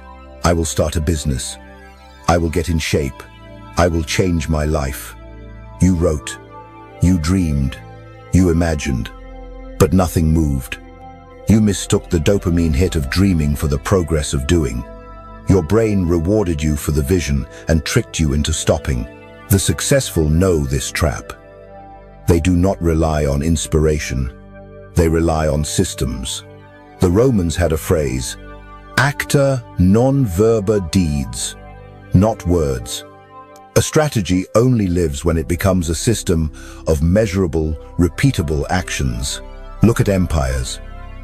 Wise rulers did not just issue commands. They built machines of execution, laws, officials, armies. That is why dynasties like the Ming lasted centuries. They built structures that turned the emperor's will into law across the empire. A strategist in life must do the same, not just have intent, but create mechanisms. The truth is simple.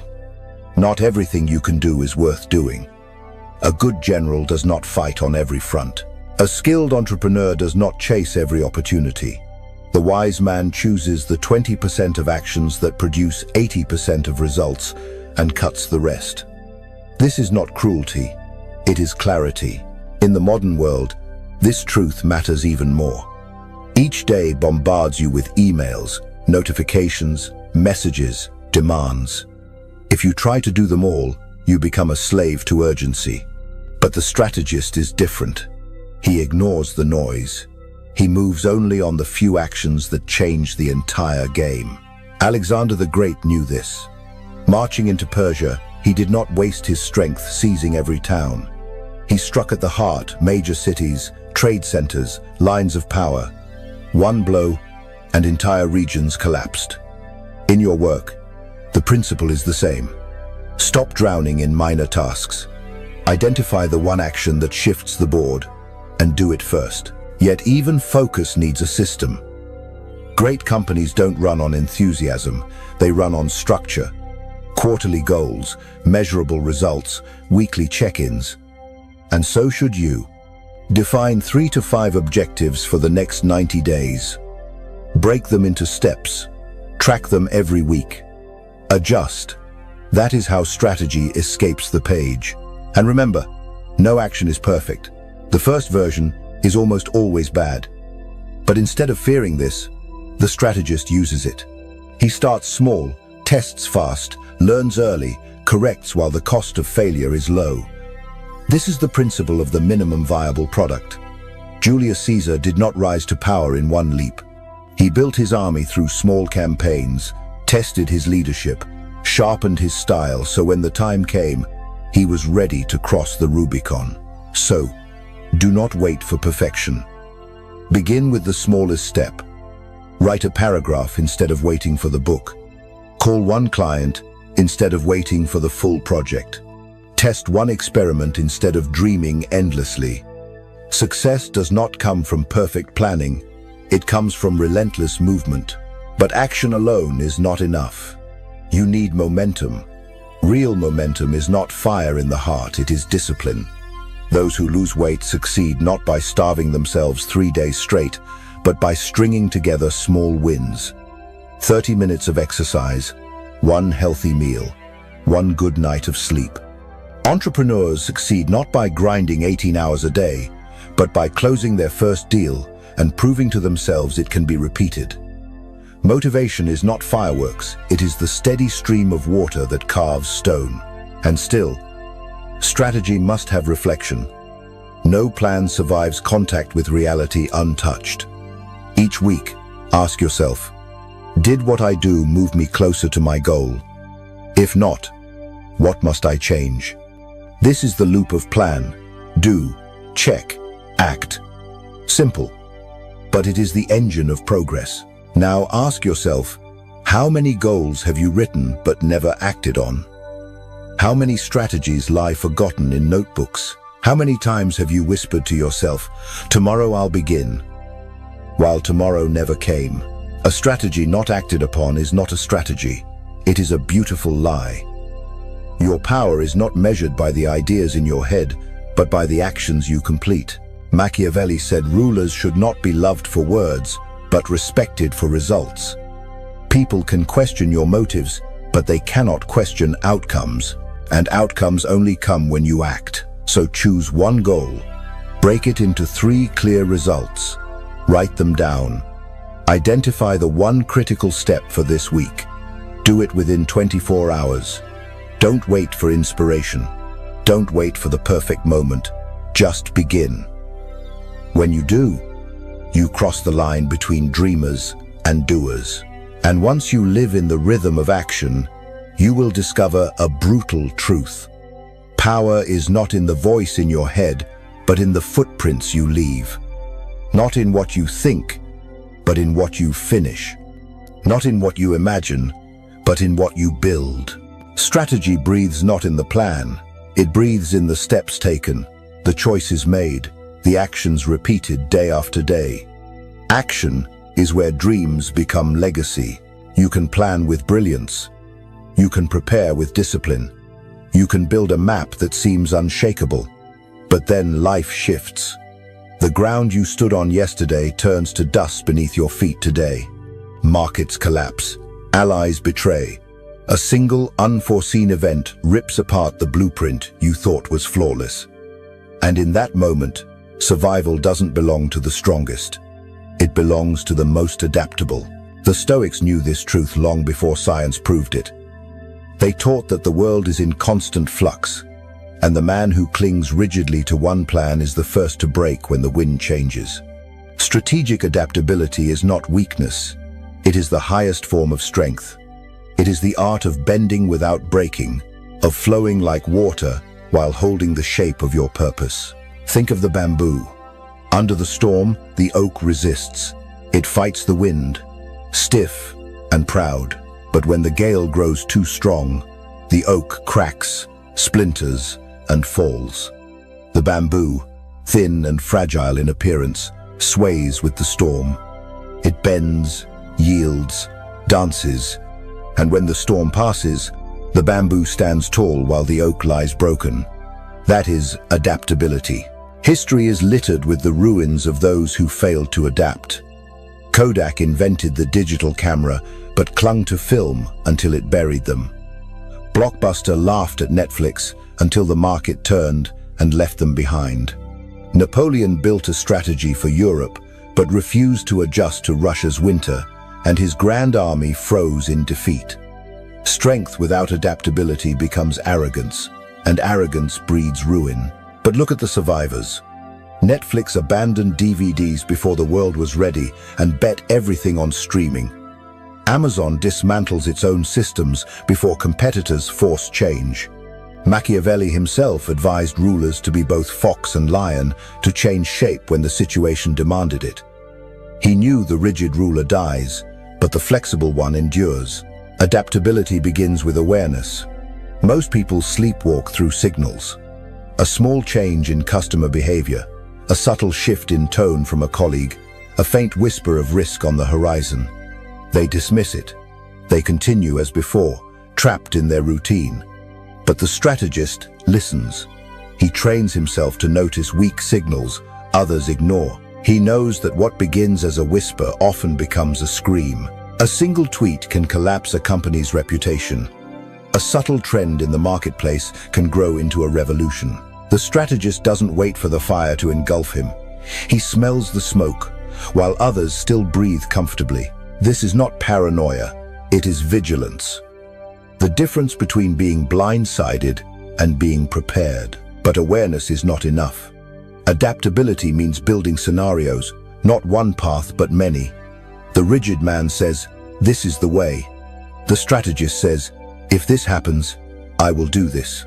If that happens, I will pivot here." He is like a chess master who doesn't just play the move in front of him, but imagines 3 or 4 different futures, each ready to unfold. In war, the army with an escape route survives, even when defeat comes. In life, the person with a plan B doesn't crumble when plan A fails. Adaptability is not about control, it is about preparation. You cannot predict every storm, but you can design sails that catch the wind, whatever direction it blows. Think of Gideon in the Bible. God told him, "You have too many men. Anyone who trembles with fear may turn back." Gideon released them until only 300 warriors remained. Too few to make sense, yet enough to win. The lesson is clear. Adaptability sometimes means subtraction. Letting go of what once gave you strength, but now only weighs you down. And here lies the hardest truth. To adapt, you must abandon. Most people cling to what once worked: business models, relationships, habits, beliefs. They hold on to them long after they've rotted. The strategist has the courage to cut. He reallocates resources. He abandons projects drowning in sunk cost. He walks away from alliances that no longer serve. He lets go not because he is weak, but because he is ruthless enough to survive. This ruthlessness is paired with humility. The Stoics taught that wisdom begins with admitting what you don't know. Overconfidence is the most dangerous poison during change. The winners are not those with the most information, but those who learn the fastest. Fast learners don't wait. They run small experiments. They release minimum viable changes, testing shifts before betting everything. They move like scouts, quiet, nimble, learning before marching the entire army. But adaptability is not just external, it is internal. In crisis, emotions roar. Fear screams to retreat. Anger pushes to lash out. Panic demands blind movement. The Stoics warned, emotions are temporary storms. If you let them steer, you lose control. The strategist disciplines his mind to remain calm in chaos. Calm is not personality, it is training. The mind rehearses adversity before it arrives, so that when it does, the strategist is not paralyzed. Marcus Aurelius wrote of imagining loss before it comes, not to suffer twice, but to reduce the shock when it arrives. Premeditation of adversity. This is strategic adaptability. Rehearsing the fall, so when it comes, you already know how to rise. Adaptability is also network. No one adjusts alone. A diverse web of allies gives perspective. Echo chambers are death traps. You need voices from different industries, backgrounds, philosophies. They see what you cannot. The general who only listens to soldiers misses the signs of famine. The ruler who only listens to nobles misses the whispers of the people. A wide network becomes your early warning system, and when the time comes, adaptability demands courage. It is not enough to see the signal. You must act. To pull money out of a project you loved, to walk away from a path you invested years into, to start over when the world tells you to stay. Courage is the bridge between knowing and doing. Without it, adaptability rots into indecision. So ask yourself, what signals have you been ignoring?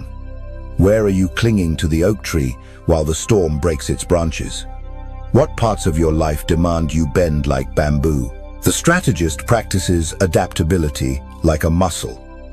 He builds an adaptability matrix. What to maintain, what to release, what signals to watch. What small changes to test? He reviews it weekly, like sharpening a blade. And over time, life stops ambushing him. He becomes like the seasoned captain who does not curse the waves, but adjusts his sails, steering with precision through storms that would sink others. Adaptability is not reaction. It is intentional survival. To stand like stone in your purpose, but flow like water in your methods. The paradox of power. To endure, you must be both unshakable and flexible. And once you learn this, you realize something profound. Survival is not the goal, because the survivor can still be forgotten. Adaptability is the foundation, but beyond it lies the higher art. Influence. To not only weather the storm, but to lead others through it. Power does not only belong to the one who survives the storm. True power belongs to the one who can guide others through it. Influence is not a throne you sit on, nor a crown you wear. It is a current that flows from you into the hearts and minds of those around you. And like all currents, it cannot be forced, it must be cultivated. The Stoics understood this. They taught that the wise man does not attempt to control others. He first controls himself. Only from self-mastery does true influence radiate outward. Influence is not manipulation. It is not tricks or coercion. It is credibility, consistency, and empathy, woven together so tightly that others follow not because they must, but because they want to. Machiavelli wrote that it is better for a ruler to be feared than loved if he must choose. But he also knew that the greatest rulers were those who inspired loyalty so deep that men would die for them. Fear may command bodies, but trust commands souls. Influence built on fear is fragile. Influence built on trust endures. History offers countless examples. Alexander's soldiers marched across continents because they believed in him. They saw him share their hunger, their exhaustion, their wounds. When Caesar crossed the Rubicon, his legions did not follow because of orders, they followed because of trust. Even in the darkest nights of war, when defeat seemed certain, they looked at him and believed. Influence begins with credibility. You cannot command others to trust you, you must earn it. A leader who shifts direction with every whim will not inspire confidence. But a leader who is steady, who acts with reason even in chaos, becomes an anchor for those around him. People do not crave perfection from a leader. They crave steadiness. Credibility is built not in grand speeches, but in small consistencies. Do you keep your word when the promise is small? Do you act with principle when no one is watching? Do you maintain composure when everything falls apart? Influence begins long before you need it. It is earned in the quiet moments and only revealed when the storm comes. But credibility alone is not enough. Influence demands empathy. A leader who cannot feel the pulse of his people will always rule alone. Machiavelli warned rulers not to be hated, for hatred breeds conspiracies. Empathy is the shield against hatred. It is not weakness, it is intelligence. To see through the eyes of others, to understand their fears, their desires, their wounds, is to hold the key to guiding them. In business, a CEO who ignores the silent anxieties of employees cannot hold the company together. In war, a commander who eats lavishly while his men starve will soon stand alone. Real influence requires sharing the burden, to feel the cold of the night alongside the soldiers, to carry the weight of responsibility with visible humanity. That is how loyalty is born. The Stoics taught that framing is everything. The same situation can feel like a crisis or an opportunity, depending on how it is presented. A leader does not say, "We are in disaster." He says, "This is our chance to rise." The facts may not change, but the frame transforms despair into resolve. Influence is often nothing more than the power to shift perspective. Consider Winston Churchill in 1940. Britain stood alone against the Nazi war machine. The reality was grim. Yet Churchill's words framed the situation not as hopeless, but as historic.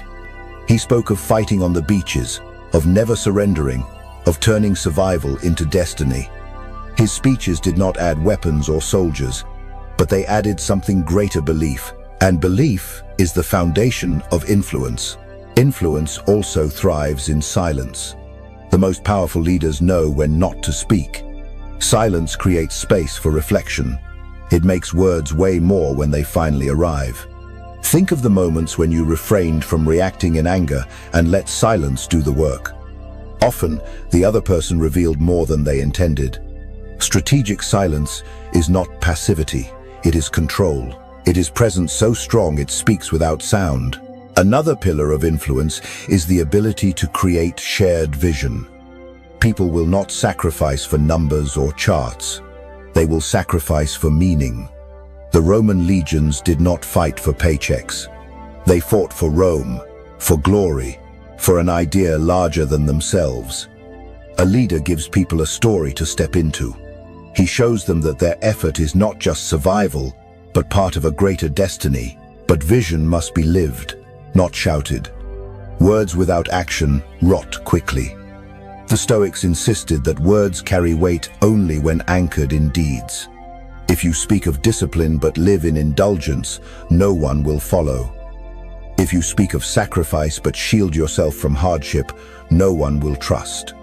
Influence comes when vision and example align. Yet even with credibility, empathy, vision, and silence, influence can still collapse without one final ingredient: self-mastery. The greatest threat to a leader is not his enemies, it is his own emotions. Anger blinds, pride deafens, fear paralyzes. A leader who loses control of himself cannot hope to control anything else. Machiavelli observed that the prince must learn to act like both lion and fox, strength and cunning combined. But even this balance is impossible without inner discipline. To control outward action, you must first control inward reaction. When others panic, your calm becomes contagious. When others rage, your composure becomes strength.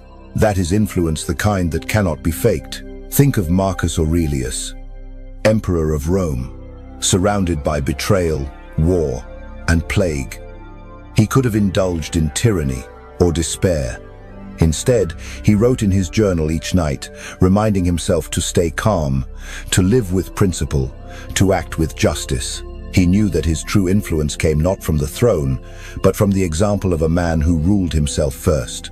So ask yourself, who are you influencing now? Where does your influence come from? Fear, authority, kindness, expertise, or consistency? Who are you trying to sway without understanding what they truly need?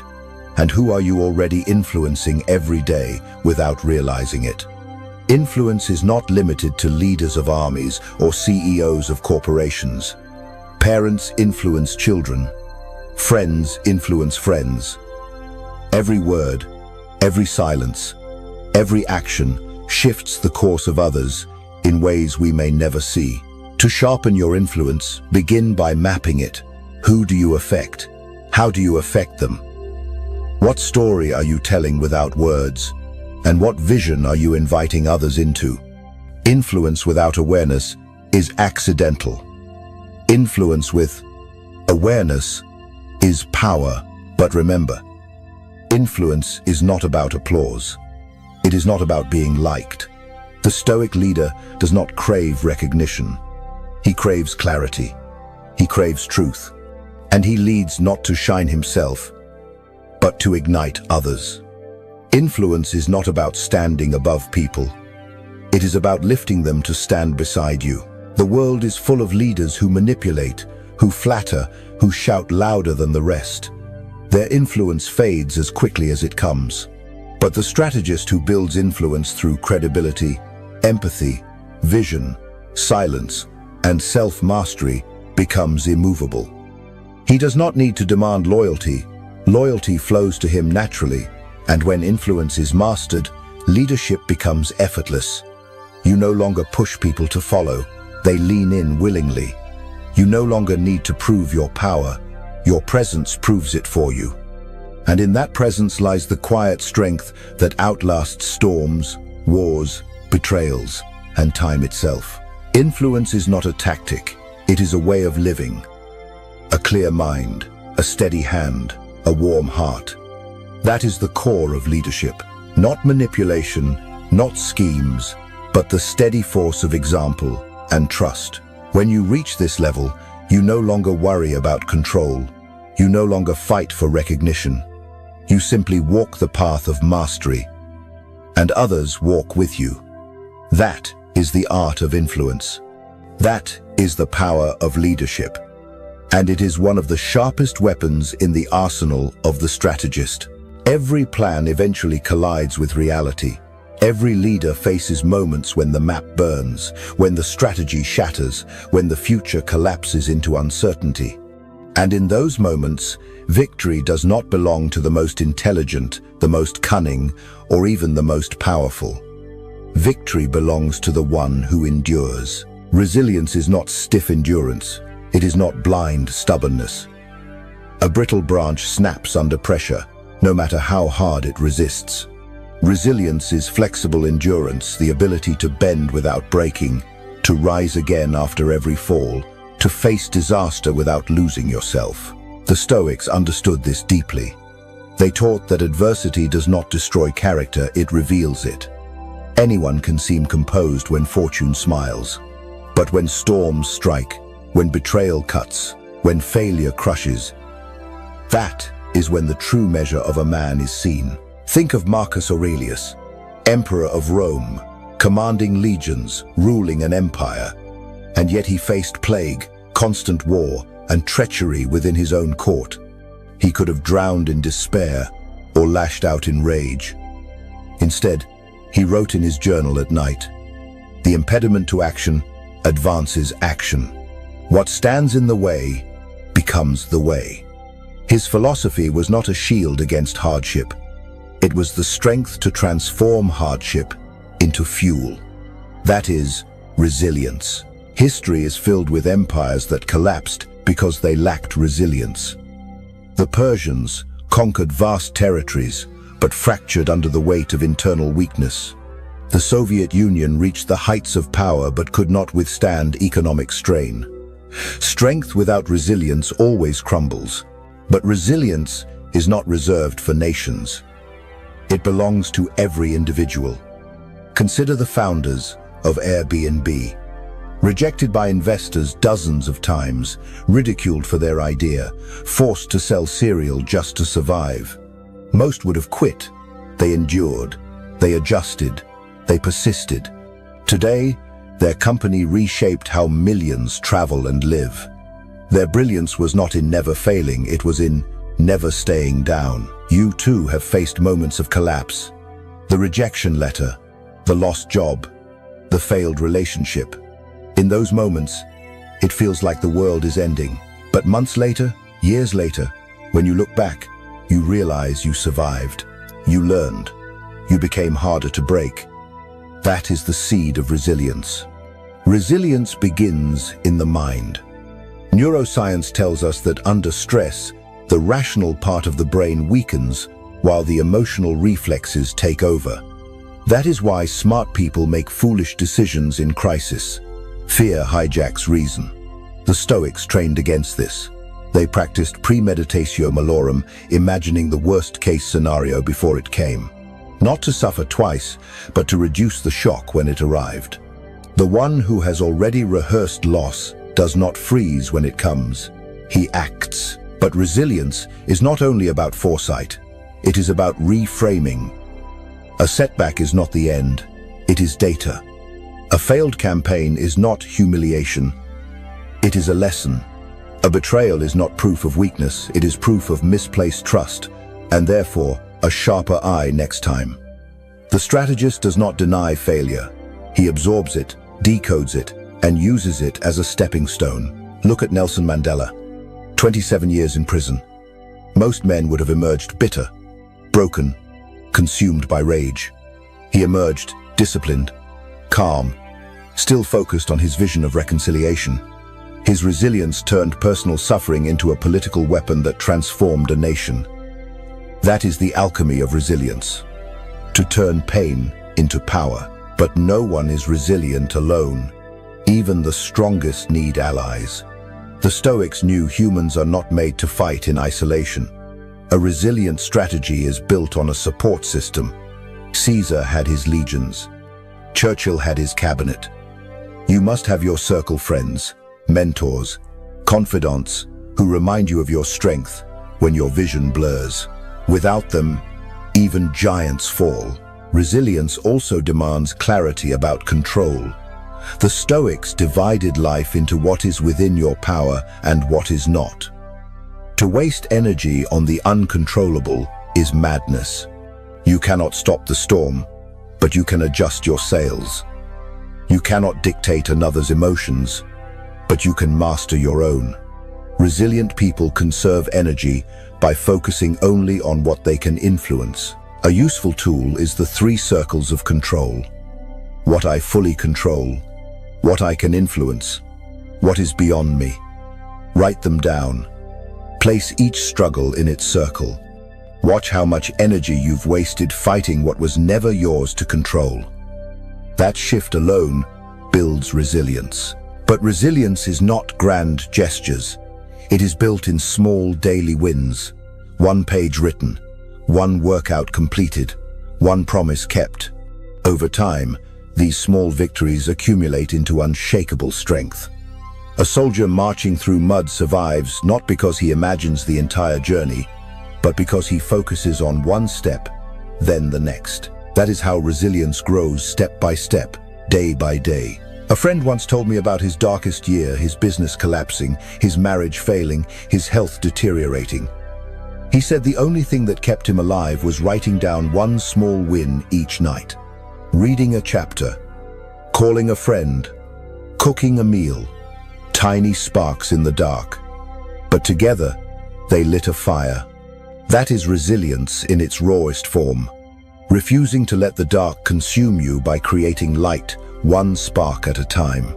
Resilience is also the art of recovery. The strategist knows he will fall, but he also knows how to rise faster.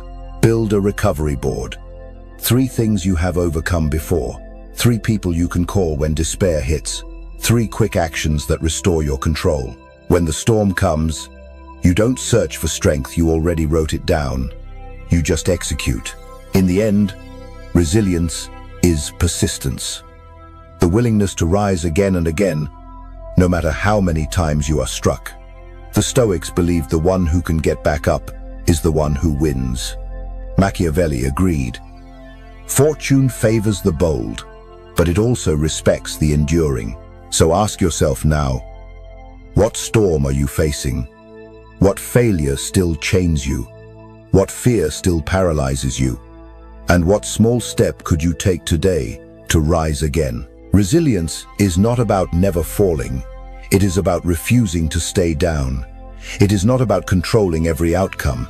It is about mastering yourself so completely that no outcome can destroy you. The strategist who builds resilience becomes untouchable.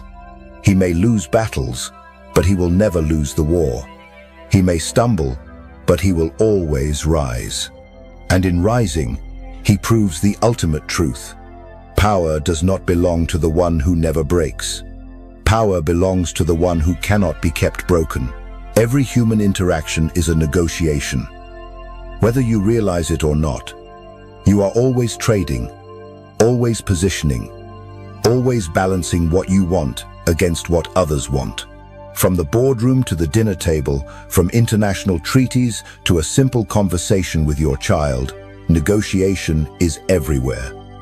And those who master it hold one of the sharpest tools of power.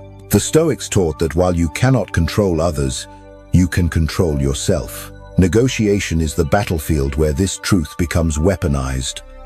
Most people enter conflict driven by ego, anger, or fear. They react, they demand, they cling to winning. And in doing so, they lose. The strategist, however, negotiates with clarity. He enters the arena not to win every point, but to shape the outcome, to guide the current of conversation until it flows toward his design. Imagine a simple scene. You're at a cafe. A stranger cuts in front of you in line. What do? Snap at them? Stay silent and fume? Or calmly assert your place without escalating? That moment is a negotiation. No contracts, no signatures, but the energy you bring shapes the rest of your day. Multiply that by 1,000 moments, and you begin to see how negotiation is life itself. Machiavelli understood this well.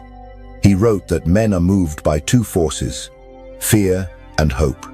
A skilled negotiator knows how to calibrate both. Too much fear, and the other side resists. Too much hope, and they grow suspicious.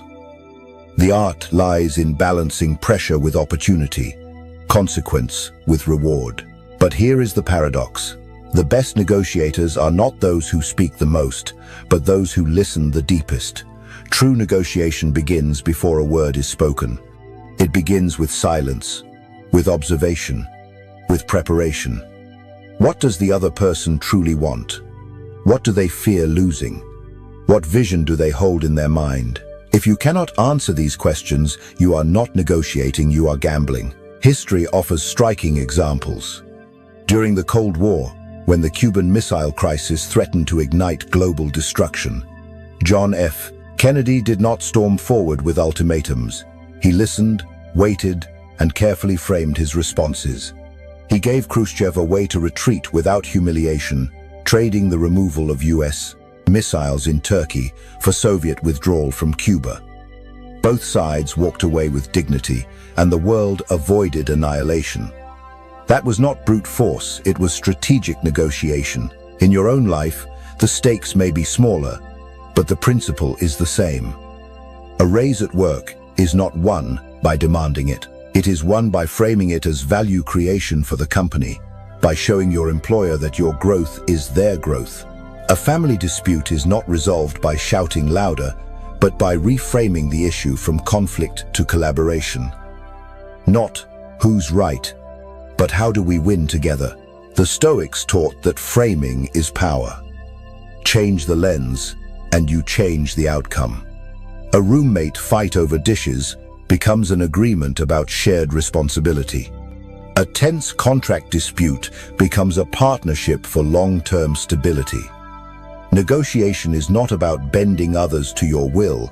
It is about reshaping the battlefield so that agreement becomes the natural path. But framing alone is not enough. Every strategist needs what negotiators call a BATNA, the best alternative to a negotiated agreement. In plain words, your fallback plan. The one thing you are willing to walk away with if talks collapse. Without a BATNA, you negotiate from desperation. With it, you negotiate from strength. Think of a job interview. If you have no alternative, every offer feels like life or death. You will accept less than you deserve. But if you already have another offer, your confidence rises. You can negotiate calmly, even decline terms that do not serve you.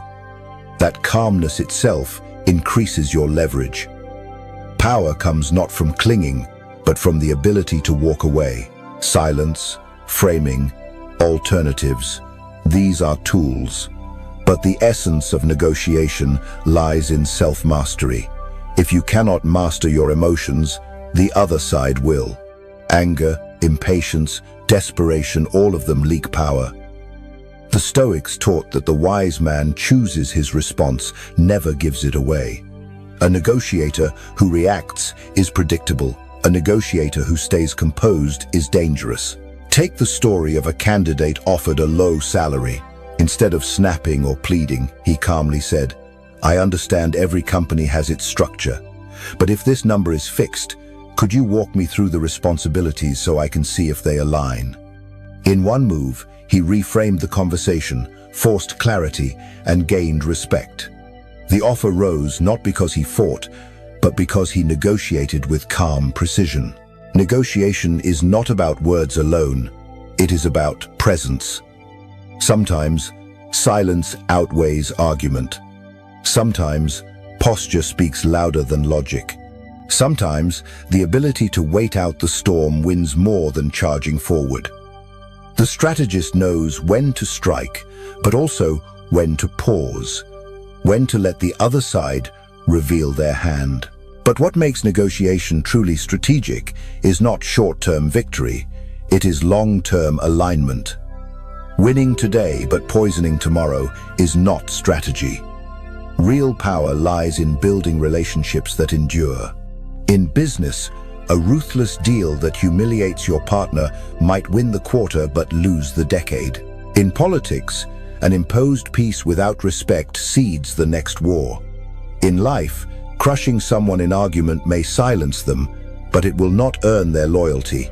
The Stoics remind us, influence is not about domination, but about creating space for others to rise with you. A wise negotiator asks not, how do I win? But, how do we build something lasting? So, how do you begin sharpening this skill? Start small. Negotiate a schedule with your family. Negotiate roles in a project. Negotiate boundaries with your time. Each moment is practice. Each conversation is a training ground. Over time, you stop seeing conflict as threat and begin to see it as opportunity. The question you must carry into every negotiation is not, how do I get my way? But, what influence do I want to leave here? Influence lasts longer than victory. Trust endures longer than triumph. The strategist knows that every negotiation shapes reputation. Each time you enter conflict, others watch not only what you win, but how you win. That reputation becomes currency in future negotiations. Lose trust once, and no strategy will save you. Earn it consistently, and doors will open before you knock. Negotiation, then, is not about clever tricks. It is about presence, clarity, and discipline. It is about walking into the fire without letting the fire consume you. It is about holding the long view while playing the short moves with precision. And when you master it, conflict ceases to be frightening. Every dispute, every argument, every clash becomes an arena where you sharpen your mind, test your discipline, and extend your influence. Negotiation stops being about survival, it becomes about shaping the world around you. Remember this. Words can wound, but they can also weave alliances. Silence can feel empty, but it can also be the loudest roar. And the one who controls himself in negotiation controls the battlefield itself. When you reach that level, you no longer fear conflict. You welcome it, because you know that negotiation is not about winning or losing. It is about turning tension into direction, disagreement into momentum, and conflict into power. We have walked through the battlefield of the mind. We have stood with the Stoics, listened to Machiavelli, and traced the steps of emperors, generals, philosophers, and visionaries. From resilience to negotiation, from anticipation to patience, from influence to reinvention, you now carry a map drawn not by chance, but by centuries of wisdom. But a map is only potential. It becomes power only when you choose to walk the path. Strategic thinking is not a trick. It is not a tactic to win arguments or a set of formulas to outsmart your rivals. It is a way of life. It is clarity in the fog, composure in the storm, direction when others drift. And the highest purpose of this way of life is not simply victory, it is legacy. Legacy does not mean statues or applause. Legacy means leaving behind systems, values, and ways of thinking that endure beyond you. A strategist does not just win for himself. He creates the conditions for others to win long after he is gone. Look to history. Alexander conquered half the known world, but when he died, his empire splintered in chaos. His legacy was glory, but not endurance. Contrast this with Marcus Aurelius, whose meditations still guide millions nearly 2,000 years later. His empire crumbled, but his wisdom survived. One chased conquest, the other built clarity. Which legacy carries more power? Or take business. Many companies burn bright and collapse, fueled by short-term profit, and reckless ambition. But those who build enduring systems like Toyota's relentless pursuit of process improvement or IKEA's commitment to simplicity outlast leaders, trends, even generations. Their legacy is not in quarterly wins, but in structures that keep producing value long after the founders are gone. This is the highest form of strategy, to build something that outlives you. To stop asking, "How do I win today?" and start asking, "How will this shape tomorrow?" So, let us return to you. What will your legacy be? Will it be scattered victories, forgotten as soon as they are won? Or will it be a structure of thought, of principle, of discipline that others can stand upon? Legacy begins with vision, not the shallow vision of wealth or fame, but the deeper vision of impact. What do you want others to inherit from your actions? Courage, clarity, discipline, systems that make life better? When you are gone, will people remember only what you achieved or how you made them stronger? Legacy also requires structure. Dreams without systems die quickly. A gardener does not simply plant seeds. He builds irrigation, fences, soil systems, so that the garden thrives even in his absence. So too must you create structures, habits, frameworks, processes that allow others to flourish without depending on you. And finally, legacy demands values. Without values, no structure can endure. The Romans built roads that lasted millennia because they valued order. The Stoics left writings that still guide because they valued truth. Your values are the compass of your legacy.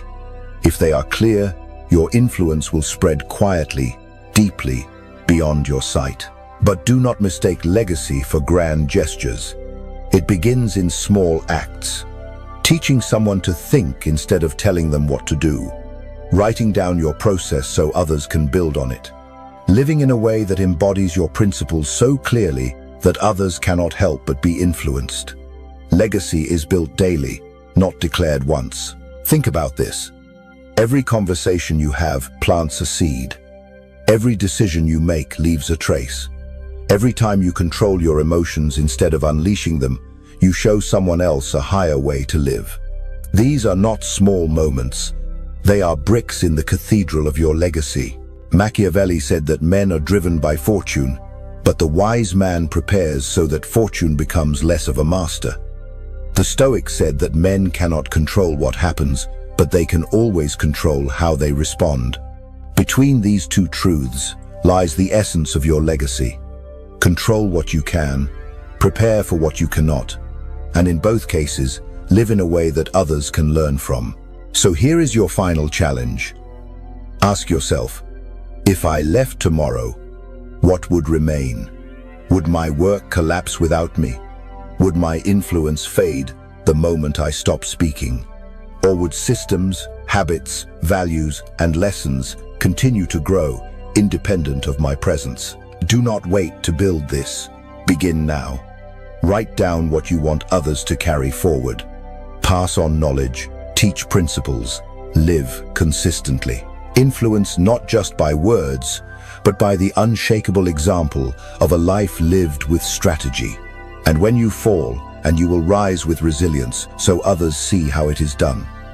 When you face conflict, negotiate with calm so others learn to turn tension into cooperation. When you face chaos, anticipate, prepare, and adapt so others see that storms can be survived. When you lead with empathy and steadiness so others believe in themselves. And when you leave behind not just victories, but a foundation. Legacy is not about being remembered. Legacy is about being useful beyond your time. The general who wins a war is forgotten. The strategist who writes principles teaches 1,000 generations. Which do you want to be? As you close this chapter, remember, strategy is not speed, not luck, not brute force. It is clarity. It is patience. It is the art of turning life's unpredictability into opportunity. And its ultimate expression is not in how far you rise, but in how long your influence lasts after you are gone. So go now. Build your legacy, not with noise, but with discipline, not with ego, but with endurance, not with fleeting triumphs, but with steady systems that others can inherit. Because in the end, true strategy is not about winning the game. It is about rewriting the rules so that everyone who comes after you plays at a higher level. And when your time is done, when your voice is silent, your influence will still speak. That is the power of strategic thinking. That is the mark of a strategist. And that quiet, steady, unshakable is your legacy.